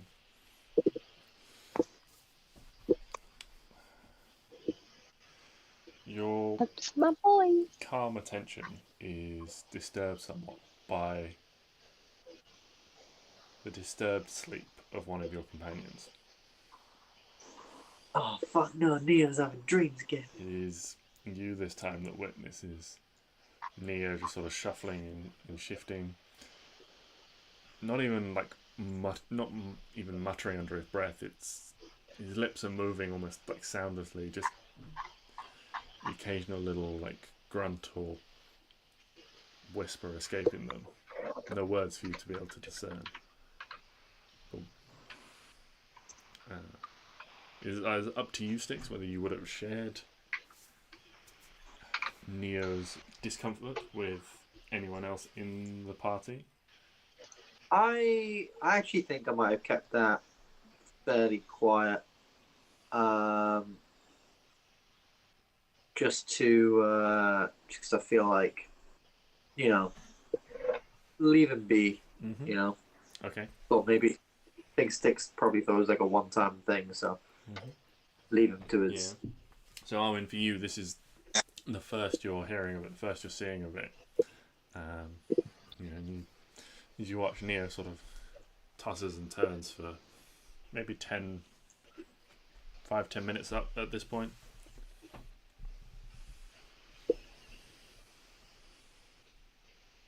Can I poke him? Yeah. Are you trying to wake him up, or are you just giving him a nudge? Just a little nudge at first. Okay. See if that. Yeah, you give him a changes. little nudge. Doesn't seem to do too much. Doesn't really sort of affect him. Like maybe as he like turns, like he might sort of like, you know, like the hand that's sort of like outside the blanket might sort of like half-heartedly sort of like swat in the direction of, you know, of you as you sort of poke at him, but doesn't seem to do much for him at this point. I will sacrifice. Well, no, I'm getting it back in the morning because I'm only nice for a few hours. I give him the reversible mimic plush to cuddle in the night. I like slot it into his arms. Okay. So he can feel comfort. Can you make a sleight of hand check for me? Sure.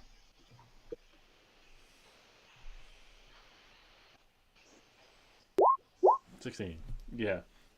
Neo sort of like rolls onto like one side, and where one of his arms is like against the ground, you just like tuck it into the crook of his elbow. He almost sort of like instinctively like just pulls that arm in a little bit more. As you watch, you know, this goes on for maybe another 5-10 minutes again, before he sort of settles down and his breathing returns to normal. Seems to trip whatever dreams he was having seem to move on to more peaceful ones. But the rest of you take your watches in turn. Neo is a little bit surprised, but doesn't say anything as he wakes up with a mimic plush in his arms for his watch. And when you wake up in the morning, it is like tucked under Hugo, and Hugo is using it like a little pillow. Aww. Adorable. But yes, you guys will take a long rest. You wake up. You get ready to travel for the next day.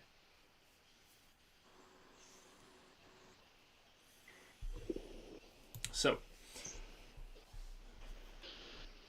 with another day's travel ahead of us, can we get the travel checks? Who is our navigator? Who is our lookout? And who is our driver? I will. Also, with your use of spells, did you guys have the required spells to provide yourselves with food and things the previous day? Yes, I did, because I got back a 3rd level. That's why I wanted to. Cool. Just double checking on that one. Nice one. Yes. Okay. So we had food and things, and yeah, now we're off. I'll navigate because that's survival, right? Yeah. I would assume we'll do the same thing as we've done previously, I guess. Like, I'll navigate. Clary, you can look out. Clary, lookout. Yeah. Oh, right. So survival check for the navigator, perception check for the lookout. Arwen, that leaves you either as the driver of the wagon or as the forager, but you guys have mostly used your spells up until this point and have not needed anyone being hunter-gatherer, so it's up to you. Or I feel pretty good at survival as well if you wanted to take navigator. I don't mind. If me and Neo drive together, would that make it easier for us Yeah, to check? everyone sort of had a go at driving, so I'll say one of you can give the other advantage on a driver's check. Why not? What is the check? Just a dexterity check for the dexterity or intelligence. It's up to you. I'll say it's up to you. Either your physical skill of controlling or your mental prowess to know how to control. Okay, well, he's a big dumb, and I'm quite good at moving about. So I will do the dexterity one. Okay. Okay. Can everyone for their checks? So 22 on the driver's check. Survival plus 9. 27. 7 on the survival check. We are going in the right direction and driving well, and we're great at looking. Look at that! Plus on the board. This is the best we've done, I think. Okay. Can someone roll a d20 for me? Sure enough. Oh, The roving Tarask. I'll do it. Just casually Yeah. I've heard of campaigns that that's happened. I don't know if Do JJ's I maybe this is do I roll big purple worm? Great escape. Oh no. So, you guys begin making progress, and you make good time. Arwen is driving well, with the aid of Neo, probably, with his kinship with Lloyd Cedric, as a summoned mount. He is much better behaved, able to make good time. Stix, you're able to scout good routes, find good pathways, avoid hazardous or difficult terrain that would slow you guys down. And Clary, you are very alert for danger. Anything you would potentially be hazardous, you are alert to and keeping the party away from. And the morning passes smoothly. You guys keep going. And around sort of lunchtime, you hear a lot of sort of soft lowing, might be the best way to describe it. But you are making your way through, the wagon trundling along, and you crest one of these dunes, and down the other side there is a large herd of animals arrayed before you. You can see these ones slightly different to potentially anything else you've encountered so far, but it does seem to be another herd of dinosaurs.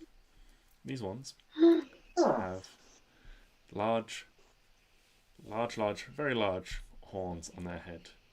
3 of them, in fact. Oh, always your. You have encountered a herd of triceratops. Oh, Oh, to your left, Abby. Oh, she's getting 2 of them. That's fine. I get too.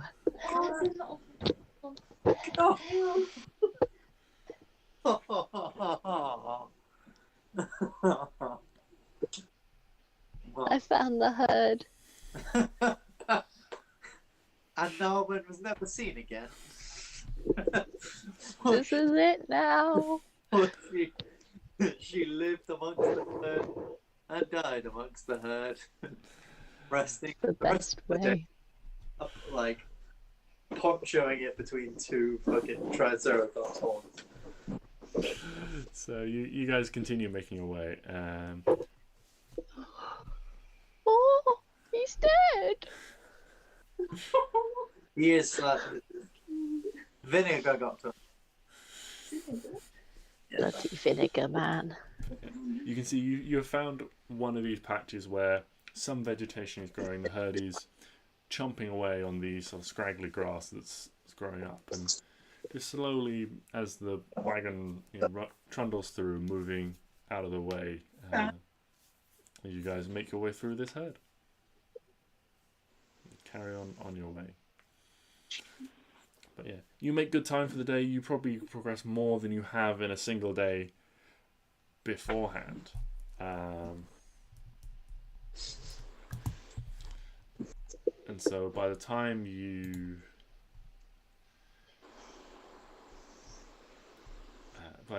make camp for the evening, you can see off in the distance there are almost like a pair of like twin mountains with a large valley between them. A ways off in the distance as the sun sets behind you, but bringing the mountains into sharp relief against the darkening sky. No way did you just pass a pack of dinosaurs and it didn't derail the session. That is growth. I'm really, really trying not to go back and have Hugo play with one of the baby ones. Because I really want it to happen. Wait, but you've seen them now. You can become Triceratops when. This is the best day of my life. Arwen Oh my god. Oh. I can be all of the dinosaurs. Arwenatops, T-Wen. Oh. Is it T-Wen or is it T-Wex? I can't wait to be a Stigowin.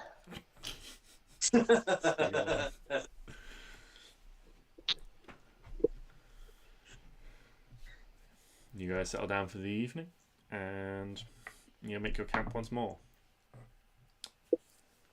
Arwen, would you take first watch again? Yeah, sure.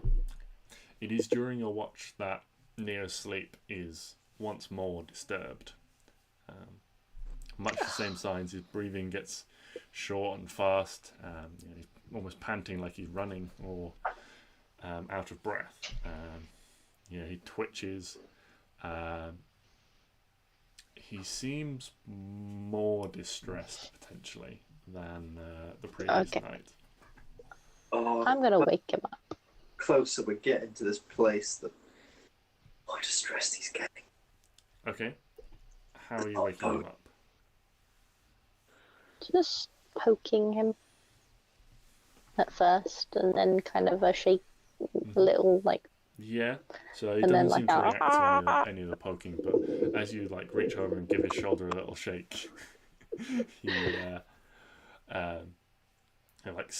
suddenly sits bolt upright, and you have to like move back in case he like headbutts you. And you can see as like the blanket that he's using falls away, like his shirt that he wears under his armor is like, it's not drenched in sweat, but it's certainly darkened by sweat. You can see, and sort of pushes his long hair back, and looks up at you and it's like, short breath. It's like, is it? And he looks at you and it's like, is it my turn already? And makes to like stand up. No. You just seemed like you were having a bad dream. Yeah, I don't know whether to really call it a dream or what didn't seem to be have much of a Or consistent. was it? You know how like a normal dream is just sort of like moves on from one place to another. This was, and sometimes when you're in it, you can just kind of tell that you're not really in it. It's just like it just doesn't flow. It just sort of cuts, like it flashes images. It's just all chaotic and messy.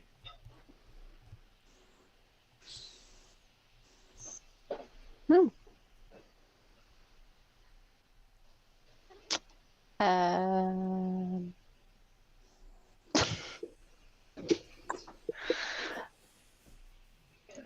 Would you like a squishy squid this time instead? Owen pulled out a real life squid. Arwen transforms into a real life squid. Oh god. I am squishy. Yeah, he takes the offered squid and just sort of lies back. It's like, thanks, Arwen. If you want to talk about it when in the morning, you can, but try to get some sleep. Okay, yeah, well, just wake me in an hour or something. I'll take over. I will do. And don't worry if you sweat on the squid; they like water. He sort of like got his arm around it and he just sort of like holds it almost like a half-inch away as you mentioned that. Just like pulls his blanket up and puts the squid like outside the blanket instead. Oh, okay. He's still got his arm around it, but it's just no longer against him. Just sort of gives you like a slightly awkward smile and just sort of like rolls onto his side. Night, Neo. Good night, Arwen. Love you. In a friend way. It's just a little chuckle. It's like, I love you too. In a friend way. Friends! Owen's making friends! So much personal growth. I know! The rest of the night passes. You guys pass another evening by and get ready to head off in the morning. So, is everyone taking the same role? Yeah. Yeah. Okay. Perception check, driver's check, navigation check, please. Can I do Dex with advantage? Yes, you can do the same again with Neo. Oh god. Neo's distracted. I'm distracted. I want to make sure he's okay. Everybody. An 11, so it's a 19. Yeah, Oh. so Klari, you're alert for danger, and Stix, you're still tracking a good course. Maybe not quite as good as yesterday, there's just not as good a course maybe available to find. But yeah, Arwen, it's not terrible. You know, the journey is not uncomfortable, and you're not making wrong turns or getting lost or anything like that. You are just maybe a bit distracted with Neo sat next to you up front as you're holding the reins, controlling Elvis and Lloyd Cedric.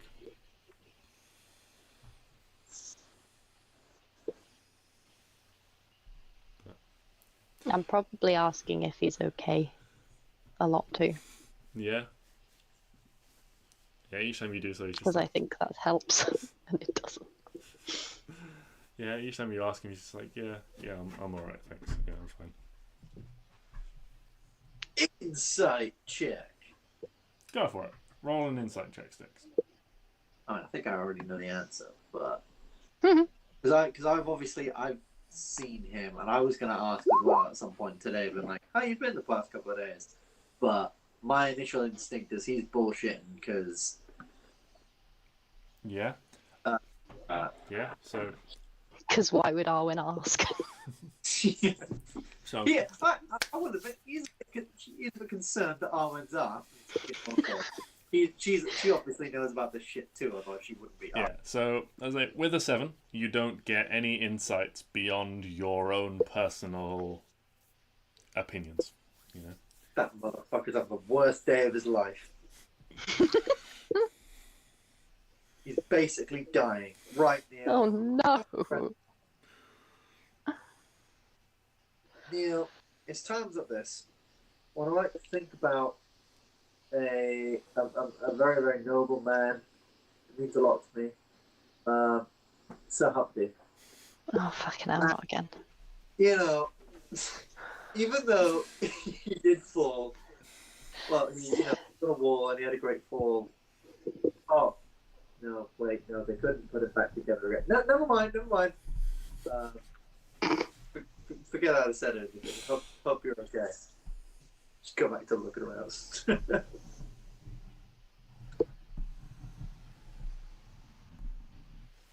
I was trying to think of any other one, and I was just like, oh, Jack and Jill. Oh wait, no. Nope. Accident. Wincy Spider. What was that? Incy Wincy Spider went up the spout again. Yeah, but the spout was a cave from the Underdark, and well, Oh shit. it wasn't so incy wincy. It was in Underdark standards. For us, it was fucking massive. I can't read. I didn't get that to that part. I honestly can't think of any more nursery rhyme.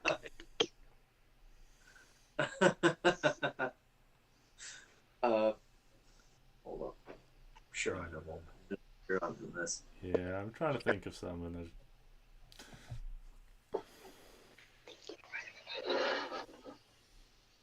I'm sure.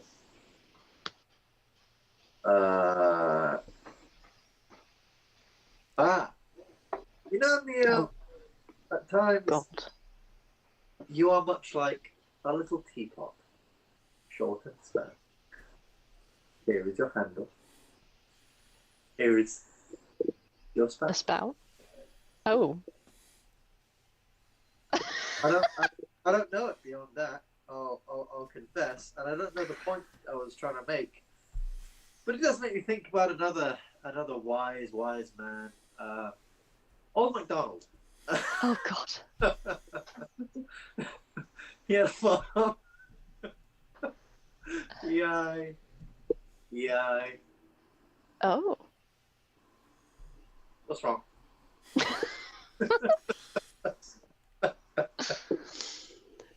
Oh dear. Oh dear God. Mia just sort of like looks at you. It's like, I mean, I never knew an old MacDonald, but I did know an old MacDougall who had a farm. An old MacDougall. MacDougall.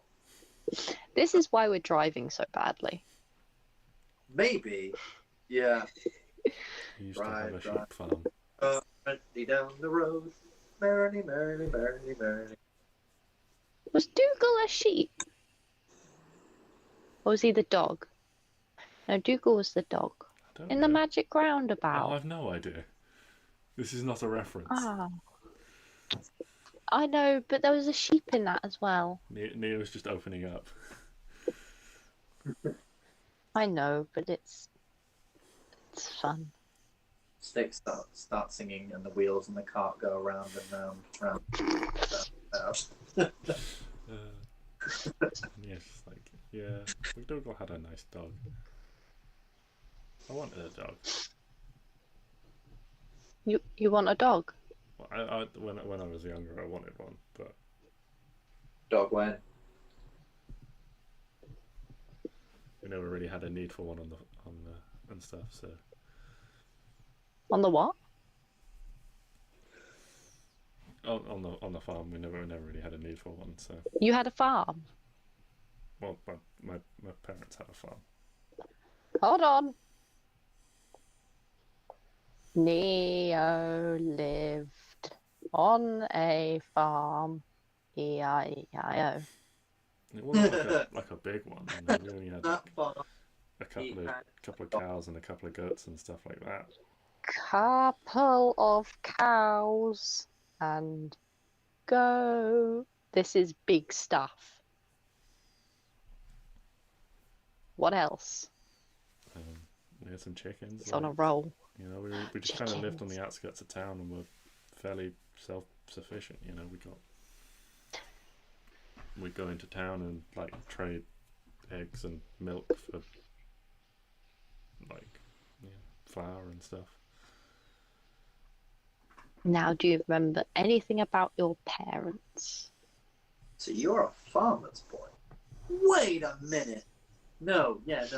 We knew Balsam wasn't your dad, but like, so what's your? This is the thing that gets me. Did we? Oh, I believe we might have talked about this, but what's his connection there? Why Neo? If his parents were like farmers and Balsam wasn't his dad, he was just the leader. What's Neo's connection with him? Why was he down there with him? All very confusing. I believe we might. I don't know if we've gone over that. If we have, it's a while ago in an old book of notes. But I don't think we've ever really addressed that. Like,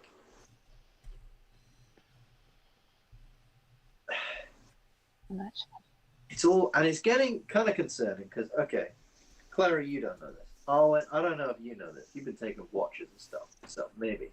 But, okay, so you've been having dreams. Having bad night to sleep. I don't know if they've continued, but are you not concerned about what you said to me? They were very vivid and they were bad. Are you not? I'm slightly concerned about what happens when we get closer to there. Even if that, like, what if you just like can't sleep, or what if something overcomes you, or what if I don't know, but it's all very worrying. I'm trying to think, what's your connection here? Yeah. Your parents are farmers. Neo just sort of like looks down at his hands and looks up at you. He's like, yeah, I'm just getting like vivid snapshots or flashbacks of battles, and it's, I don't know whether it's the start, the end, the middle, whether it's the same one, a different one. Who are you fighting? Just hordes, waves, dozens of undead people.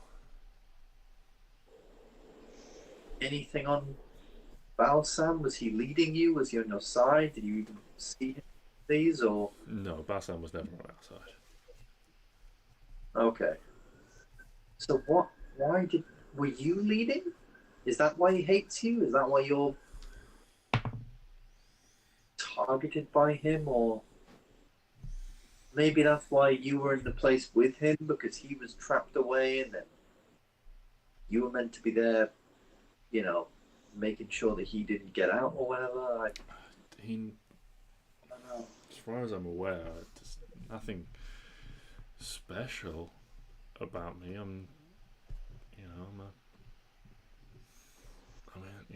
I was a farmer, I grew up, I thought I'd never really see beyond the village and the mountains that surrounded it when I was young. But, the world changed and I stepped up, I guess.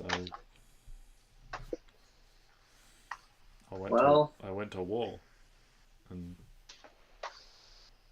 I think I kind of made it home, but I think that home seems to have been guarding something. Yeah. I think you are special. There's got to be something special. I mean, I never used to think I was special, and then it turns out I was physically trained by a god. And Klari, I'm sure she was just a nerd back where she comes from, and now she's fucking saving an entire land. Yeah. You're welcome. And, you know, Arwen's, she's always been special. So,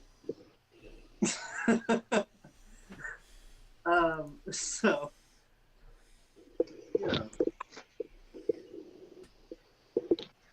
there's got to be more to this, and I'm very intrigued to find out more. But Clary, you can do that spell when you just find out shit about stuff with that ring that you give it. Why did you touch Neo? That's how it works. Could she touch Neo and cast Legend Lore? Let me read Legend Lore.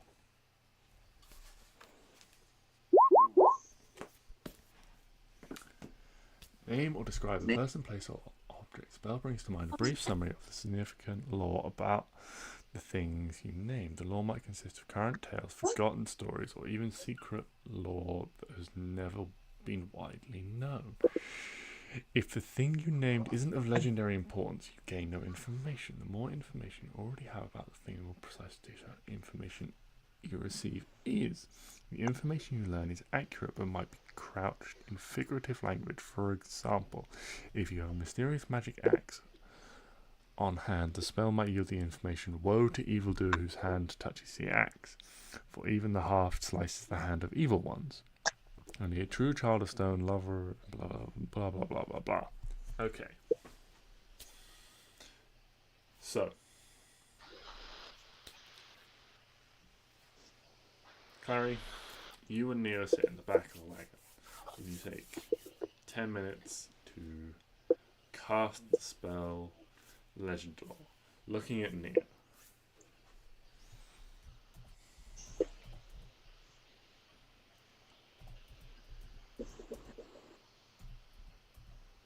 I don't know if I found that. Stare at it and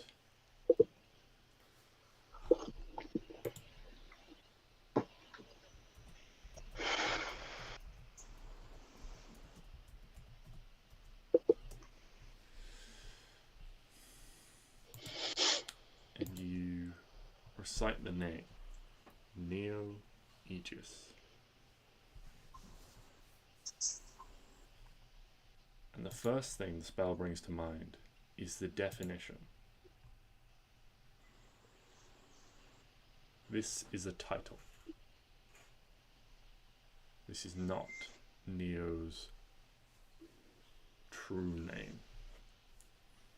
And this title stands for a new protector. Oh shit. Oh, fuck-a-doodle-duck. Specifically, Neo means either a new or revived form of. And Aegis means the protection, backing, or support of a particular person or organization. Wait, so Neo's not even his first name?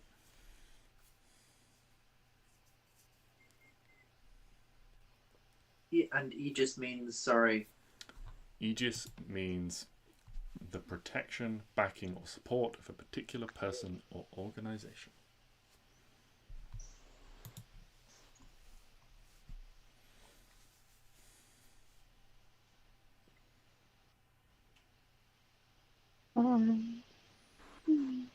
You also learn that Neo was a very important person. Neo indeed, the first part comes to you just as knowledge granted. The second part comes to you as a vision. And this vision is too fast to be real, too fast for you to understand, but you do understand it and you can make sense of it. You see a castle set between two mountains, two armies arrayed between them. One army with black banners made up solely of undead, the other made up of the various races of Kavran. And at the head of one section, leading a charging line of a tiefling vanguard, is Neo, glaive drawn, armor bright, as he leads this army into battle. You also learn a secret piece of information never known.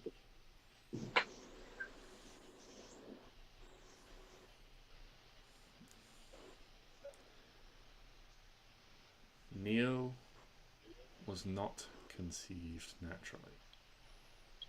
You are granted a vision Metachlorians.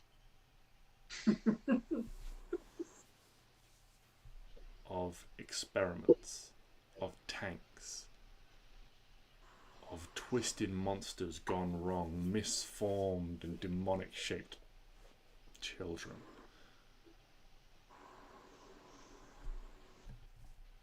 The spell does not give you the how, but through some arcane means, Neo was created, carried to term by an individual, but the origins of that conception are magical. Magical or cloney? Oh my god, imagine if there's loads of fucking Neo clones out there. Fuck that. I'm setting fire to them all. Fuck. There's only one Neo. Can you imagine that? If we've just got the fucking one clone and then there's... Oh my lord. We got a fucking clone army. Backseat being Anakin. Did you fuck... Okay, I don't know if that's... I don't know, maybe because he has the weird horns for tieflings, right?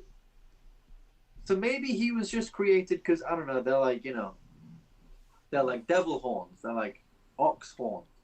Maybe he's combined with devils or some shit. Maybe that's it? Maybe, you know, like demon blood or something. But, I mean, if Neo's a fucking clone, we have our fucking work cut out for us, man. We're gonna have to fucking fight through an army of undead led by Neos. I don't like giving Stix like good position. Like you're still not the Red Power Ranger, but you Stix would be Obi-Wan, and Klari would be Ahsoka, and Hugo would be R2. Oh my god! I love this. This is the best day. This is a gift from God. Thank you, JJ. Oh. Except we leave them at home a lot. Oh my God. Wait, if you're Anakin, I'm Obi-Wan. Hell yeah. She's Ahsoka. Mm-hmm. Who the fuck's Neo? The clones! Every clone. Oh yeah, Rex. Captain Rex. There we go. Commander Cody. No, he's definitely Rex. He was my friend first. I'm just saying, in this little lineup, I'm the only master. You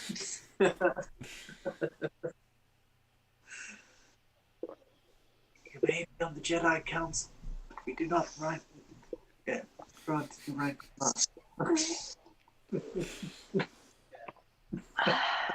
Just enjoying my tea. How to rank when someone regret what they said in under 30 seconds. I thought you were going to say that he was, Neo was Obi-Wan. Or No. Or is Neo Darth Sidious? No, because Okay. Balsam's probably. Oh yeah, Balsam's probably Darth Sidious. Unless Balsam is actually. Neo's a fucking clone of Balsam! Yes! Yeah. Well done! Don't know where my fucking head. Yeah. Neo's a fucking clone of Balsam, which does mean he's Darth Sidious, technically. Oh, no. Darth No. Sidious No. a Yoda thing. Does that make Neo Rey? Can he please not be Rey? No. Cool. We are a gang of prequels people. Does that make him Boba Fett? I'm confused now. Look, you're making this harder. I think I am. Shit. Long story short, Hugo is R2D2, Yeah. regardless of the era. I'm happy with that. That I can get my head around.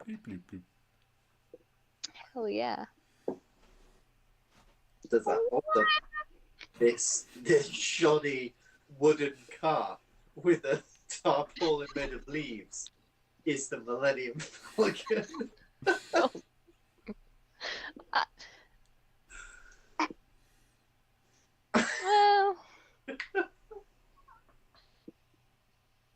it is a piece of junk. It is.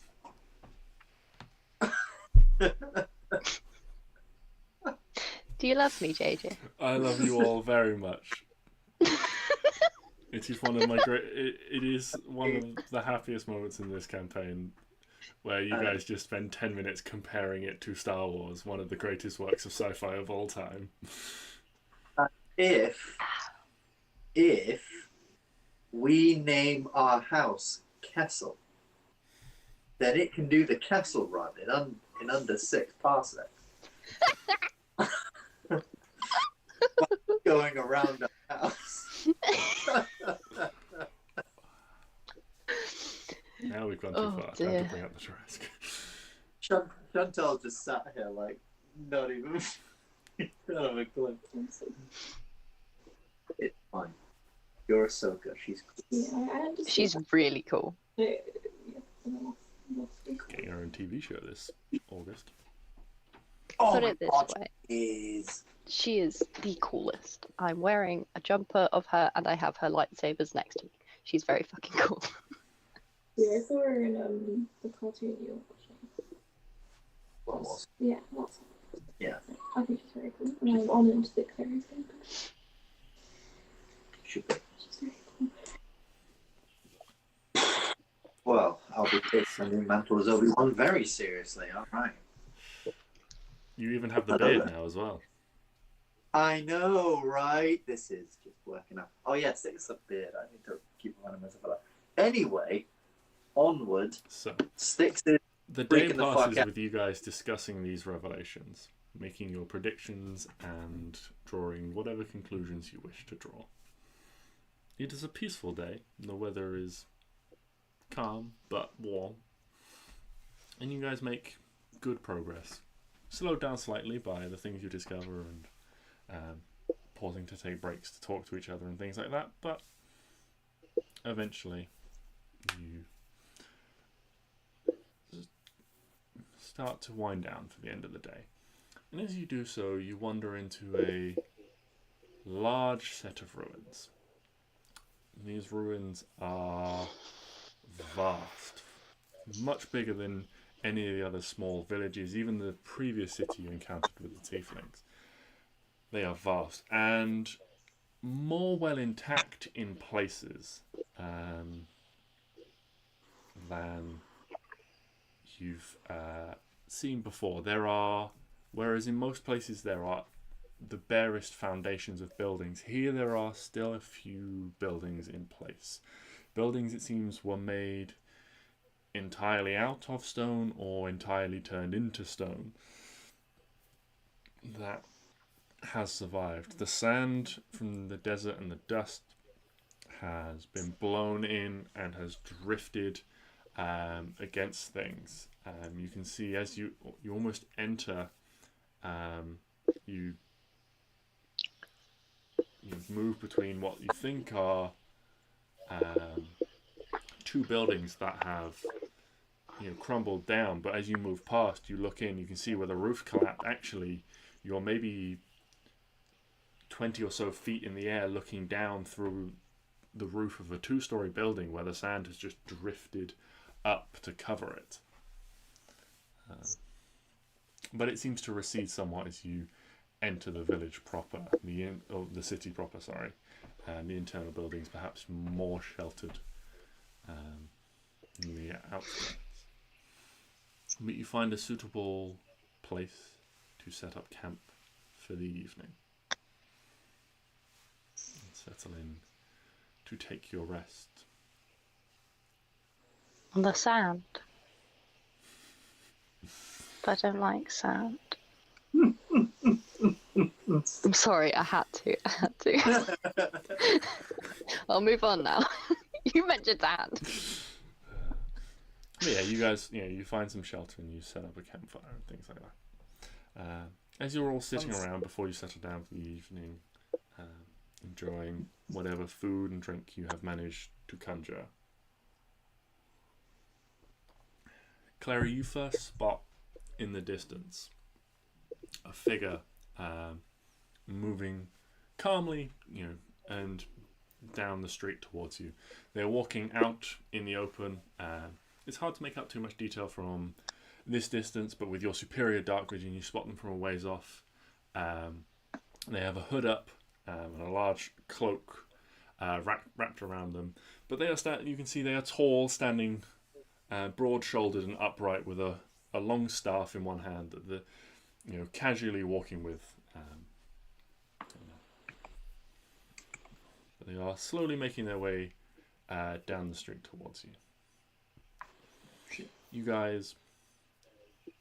Would you guys make an effort each evening to potentially hide your camps, or would you be more out in the open, do you think? I feel like as we're getting closer, we should hide more. Yeah, absolutely. Okay, yeah. Then if everyone can make a group stealth check to, find a suitable place and hide, somewhere that's going to be big enough, maybe to park the wagon in, that sort of thing. Yeah, just sort of. I think the wagon's sorry, what do we A group roll? stealth check. Group stealth. Fantastic. Stealth, not so hard. Oh shit, sorry. 25. Can he beat Boom. Clary? Alright, this be the greatest. No. Oh my god. But it's a 23 anyways. Yeah, and I rolled But 20 fucking 5. So, lowest roll as a group is a 17 from Neo. So, Neo. Good baby. a 17's really good for him. I know it is. Look at that. What's your face? Oh, sorry. Oh, I'm sorry. So yeah, you guys are confident you managed to hide yourselves away in one of these buildings. You've picketed the horses inside. You found enough space to draw the wagon inside, and you feel like with the shelter that it provides, that you are comfortably out of the way and hidden. It's somewhat of a surprise to you all that this figure is purposefully moving, it seems, in your direction. It is either a massive coincidence, or they just know where you are.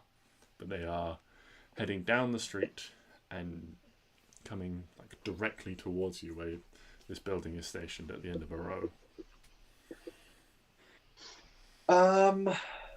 I would like to cast. Can I make a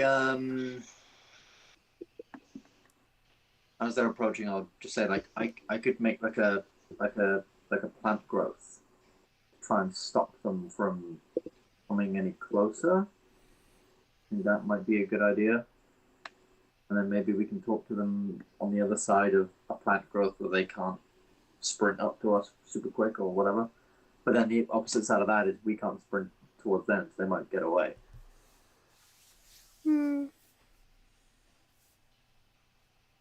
What if... Yeah. I mean... 4 against 1 is probably not bad odds. Yeah. I think I'll holding my sword, very obviously. I'll sort of step up and approach. I think if they're literally turning in our direction, I will unstealth, which I do say very, very hard. And I'll sort of, because if they're coming in our direction, they just calm. They are not, like marching in your direction. They look calm. They look relaxed. They are just casually strolling down the street. But it's not as if they are deliberately walking in your direction. You guys feel reasonably confident you're concealed. It's just there's just an unerring sense of directness about their movement, that they are moving casually and in a relaxed manner, but they are definitely moving in your direction. Right, okay. But yeah, you step out to greet them? Actually, then no. No, I think... Oh, can any of us go invisible? Or, I don't know, Arwen, can you, like, transform into a fly and take a closer look, or transform me into a fly and I can take a closer look? You're dumb as a fly. Yeah, that's a good point. I want to get a closer look at these guys, but if we're stealth... I can... What kind of animals have been around here? Like, a lot of reptiles and lizards would be very common. I will be a lizard. Okay. And Lizard. I will... Let's go. And I'm wild shaping, so that... Yeah. You wild shape into a lizard and make your way up. Klari, you have the longest dark vision, so if you just make a perception check as Arwen's making her way out. If he steps on me, I swear to God.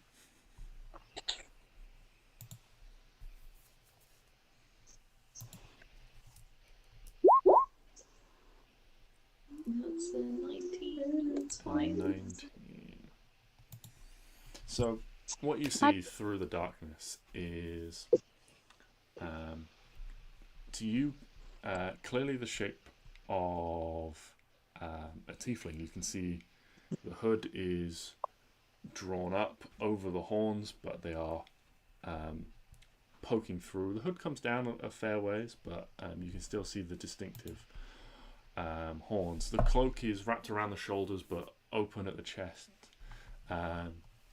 You can see an individual simply dressed in sort of various shades of light and dark brown. A pair of sturdy leather boots on their feet. And then the staff itself, you can just make out a small detail at the top. There's like a little wedge of black or dark brown stone in this little like spiraling bit of wood that holds it in place. And it almost looks like a little mountain peak on the top of this staff. You see, in fact, the cap of it is either sort of grey or white in colour, as if it was like a little snow-capped mountain.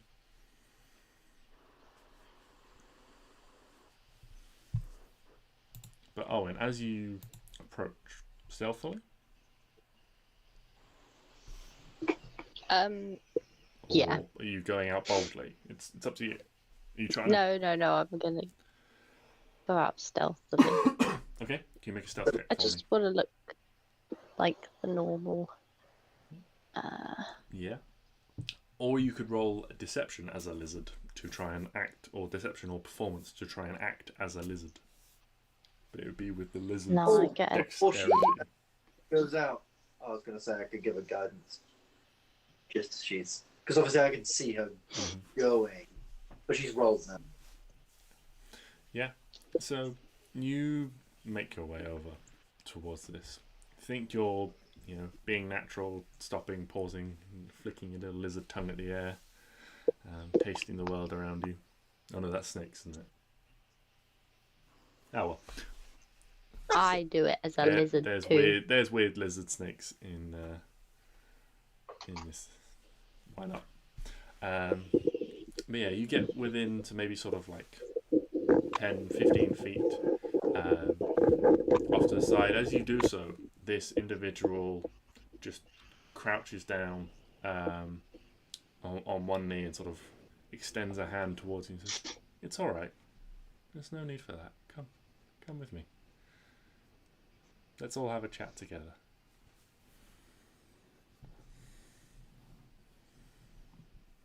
And they have like a warm and welcoming voice. You almost get the sense that it's got like a fatherly tone to it. Do I recognise the person? No, you don't recognise the person, but up close now you can see that they have the light brown skin of a tiefling. Okay, well, I'll sit on his hand. Yeah, and as you scurry out towards him, he pushes the hood back down over his shoulders, and you can see what looks to be a tiefling in the equivalent of his early 40s, you'd say. Smooth, unlined face, dark brown hair, short, cropped brown beard.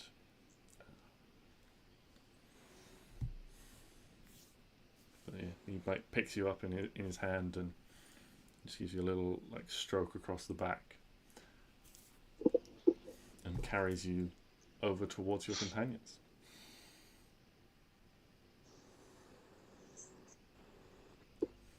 Stix, Klari, Yes. You watch as this figure crouches down and stands up with... You lost sight of Arwen. You guys had no idea where she'd gone. But you watch this individual crouch down and pick up a lizard from the ground before sort of holding it in one arm sort of across their chest, so you can sit along the forearm, Arwen, while they just casually walk towards you with a staff in their other hand. Can I look at the staff more closely because I'm like... Yeah, up close. You see very much Is there the same anything things else?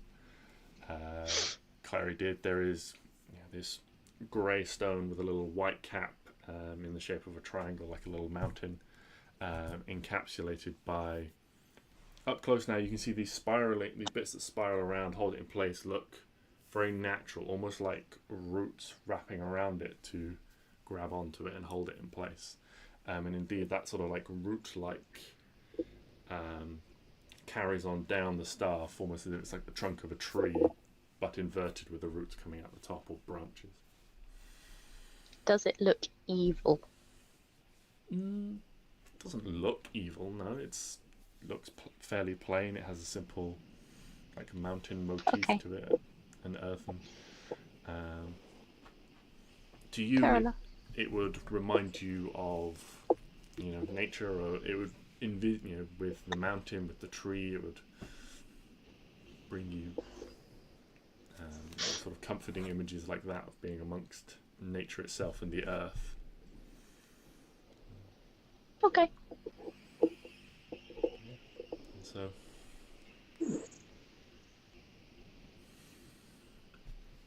this figure steps towards where you guys are, and they make their way inside,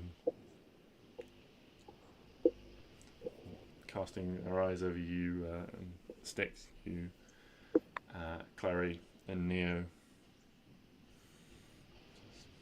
Looks you all over.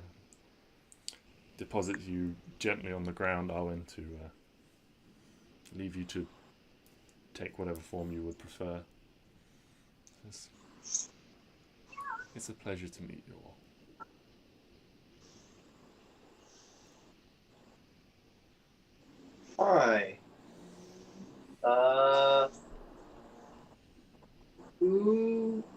might you be? What are you doing? How did you see us? Well, when you know these lands as well as I do, the simplest stone out of place is a giveaway. But in answer, See. I also have excellent eyesight in the dark. But my name is Musabis. And I am simply looking for a place to rest. Like die? I've grown weary of travel of late. Oh, big insight check on that. Mm-hmm. Yeah, And go just, for it. like, just on this guy, I do not. Random dude stepped up in the dark saying he can see through, the dark and stuff. Yeah, go for it. That's got alarm bells ringing. 17. Yeah. He seems genuine. He seems relaxed. He doesn't... his presence is calming in and of itself. Just because he feels so genuine. He doesn't feel like he's being deceptive. He doesn't feel like he's hiding anything. He is peculiar in an individual, and that does, that does worry you in the situation that you're in, But he feels genuine. While you may not know like where he's come from or what he's doing, he feels genuine when he says that, he's just looking for a place to rest. Can I divine sense real quick? Mm-hmm.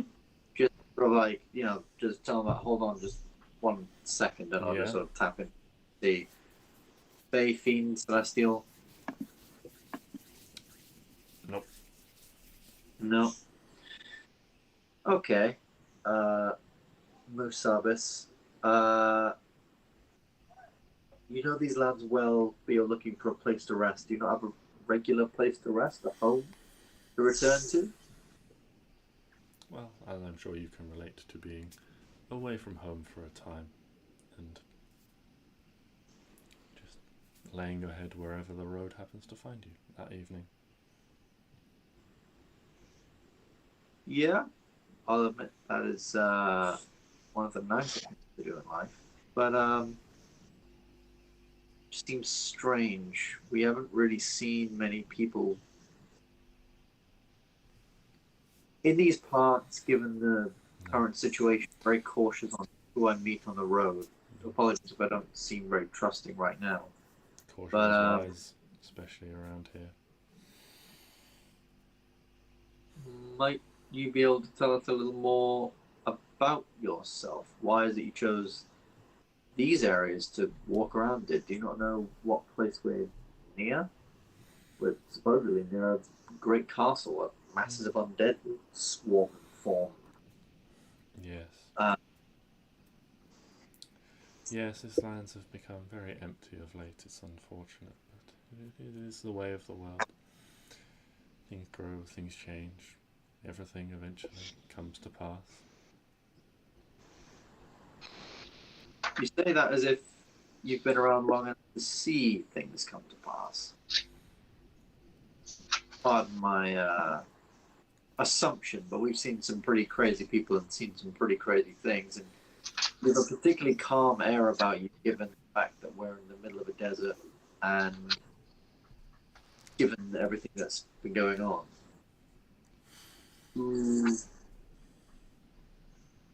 Who are you? What? Yeah. Musabis. I like to I've consider heard of myself that name. a storyteller from time to time. Yeah, the name Musabis rings an annoying bell. A very, very annoying bell. We I heard don't know if it's. before. Have we, or maybe have I don't know, he gives me slight druidic vibes or whatever. Would any of us know that name? Or no? Make an intelligence check or a history check, see if you can remember. Pretty high. Can we both? Yeah.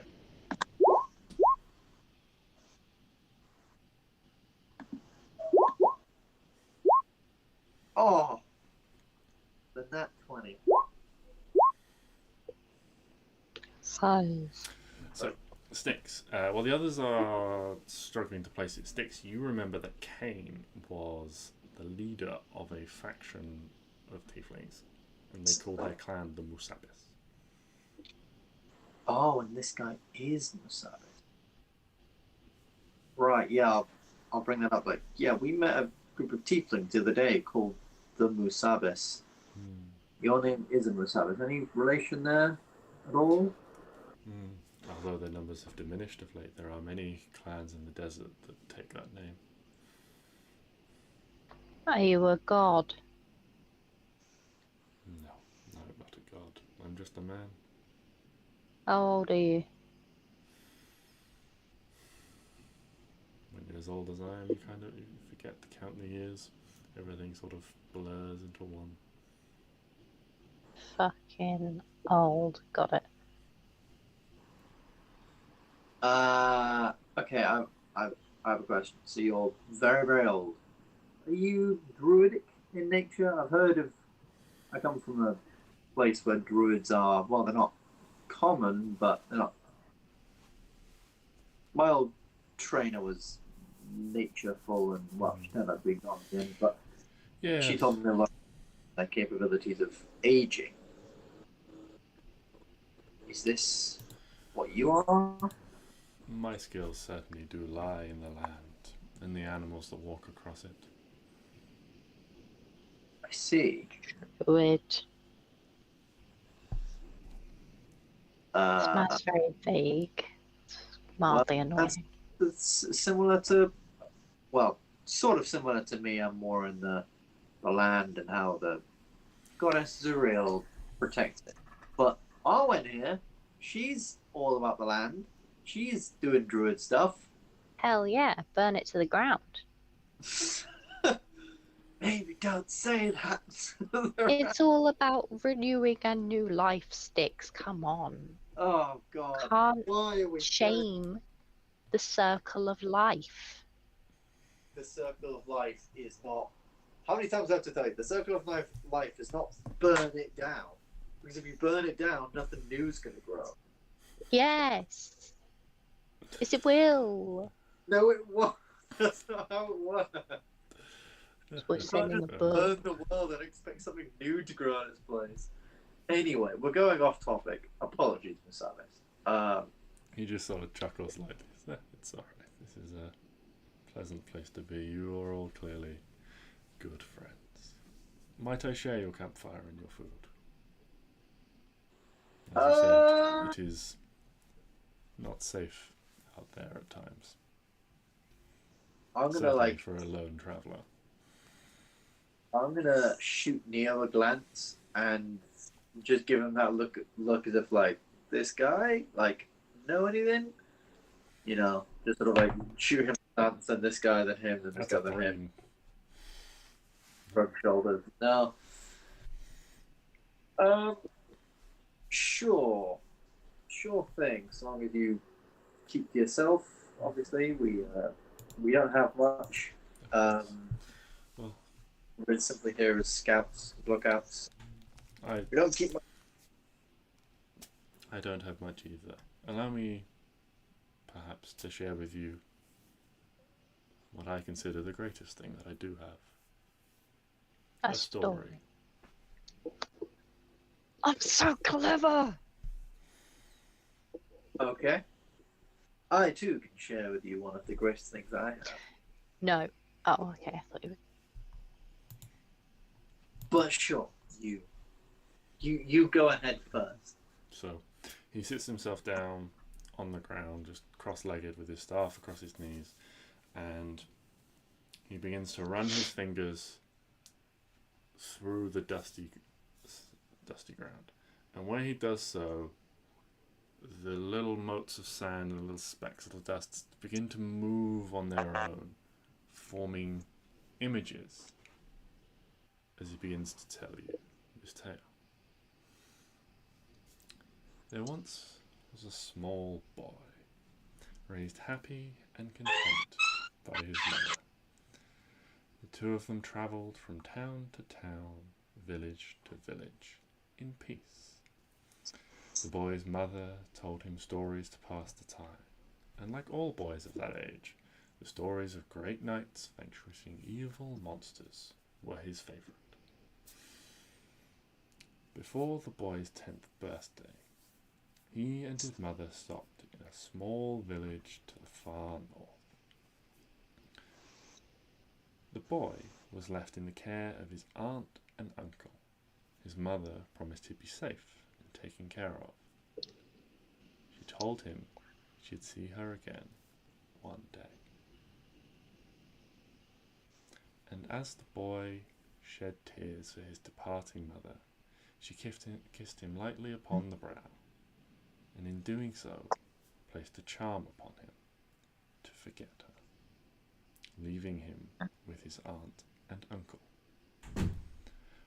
The boy grew up happy with his new mother and father.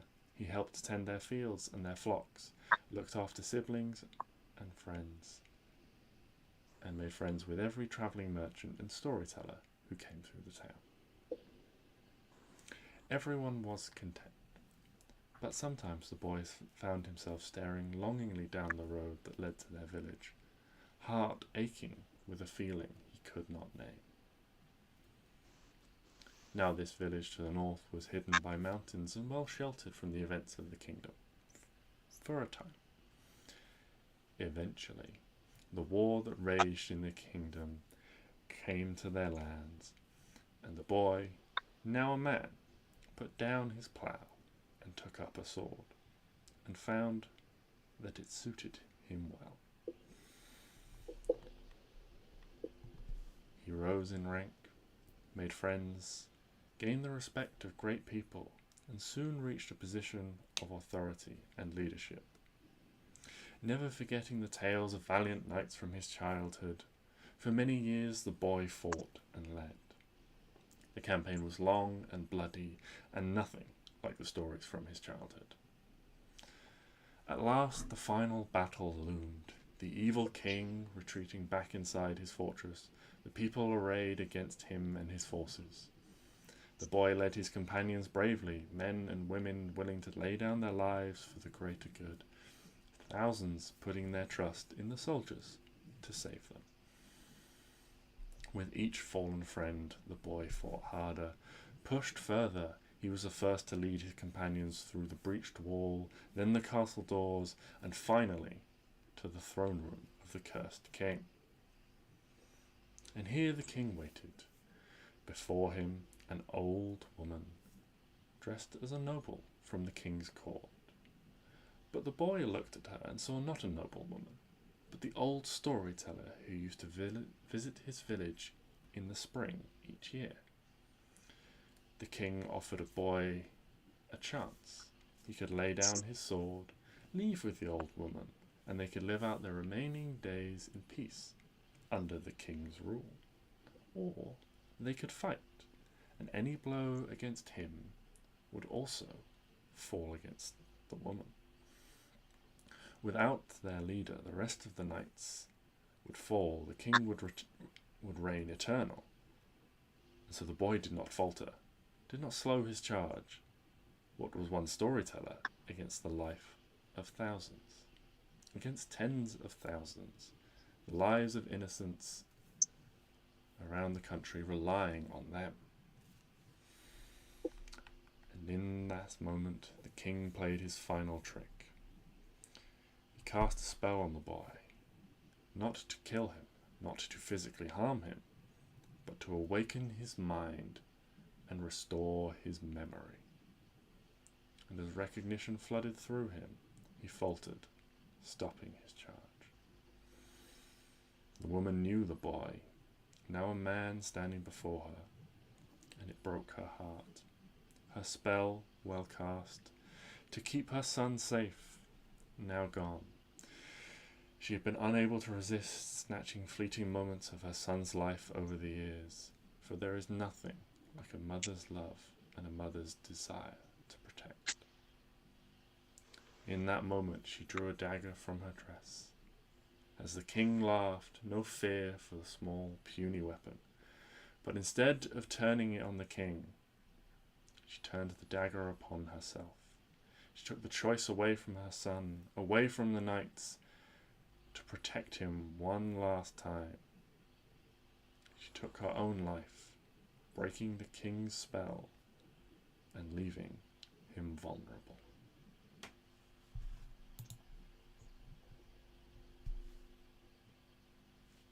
And I think that is the moment where I shall call an end to the session.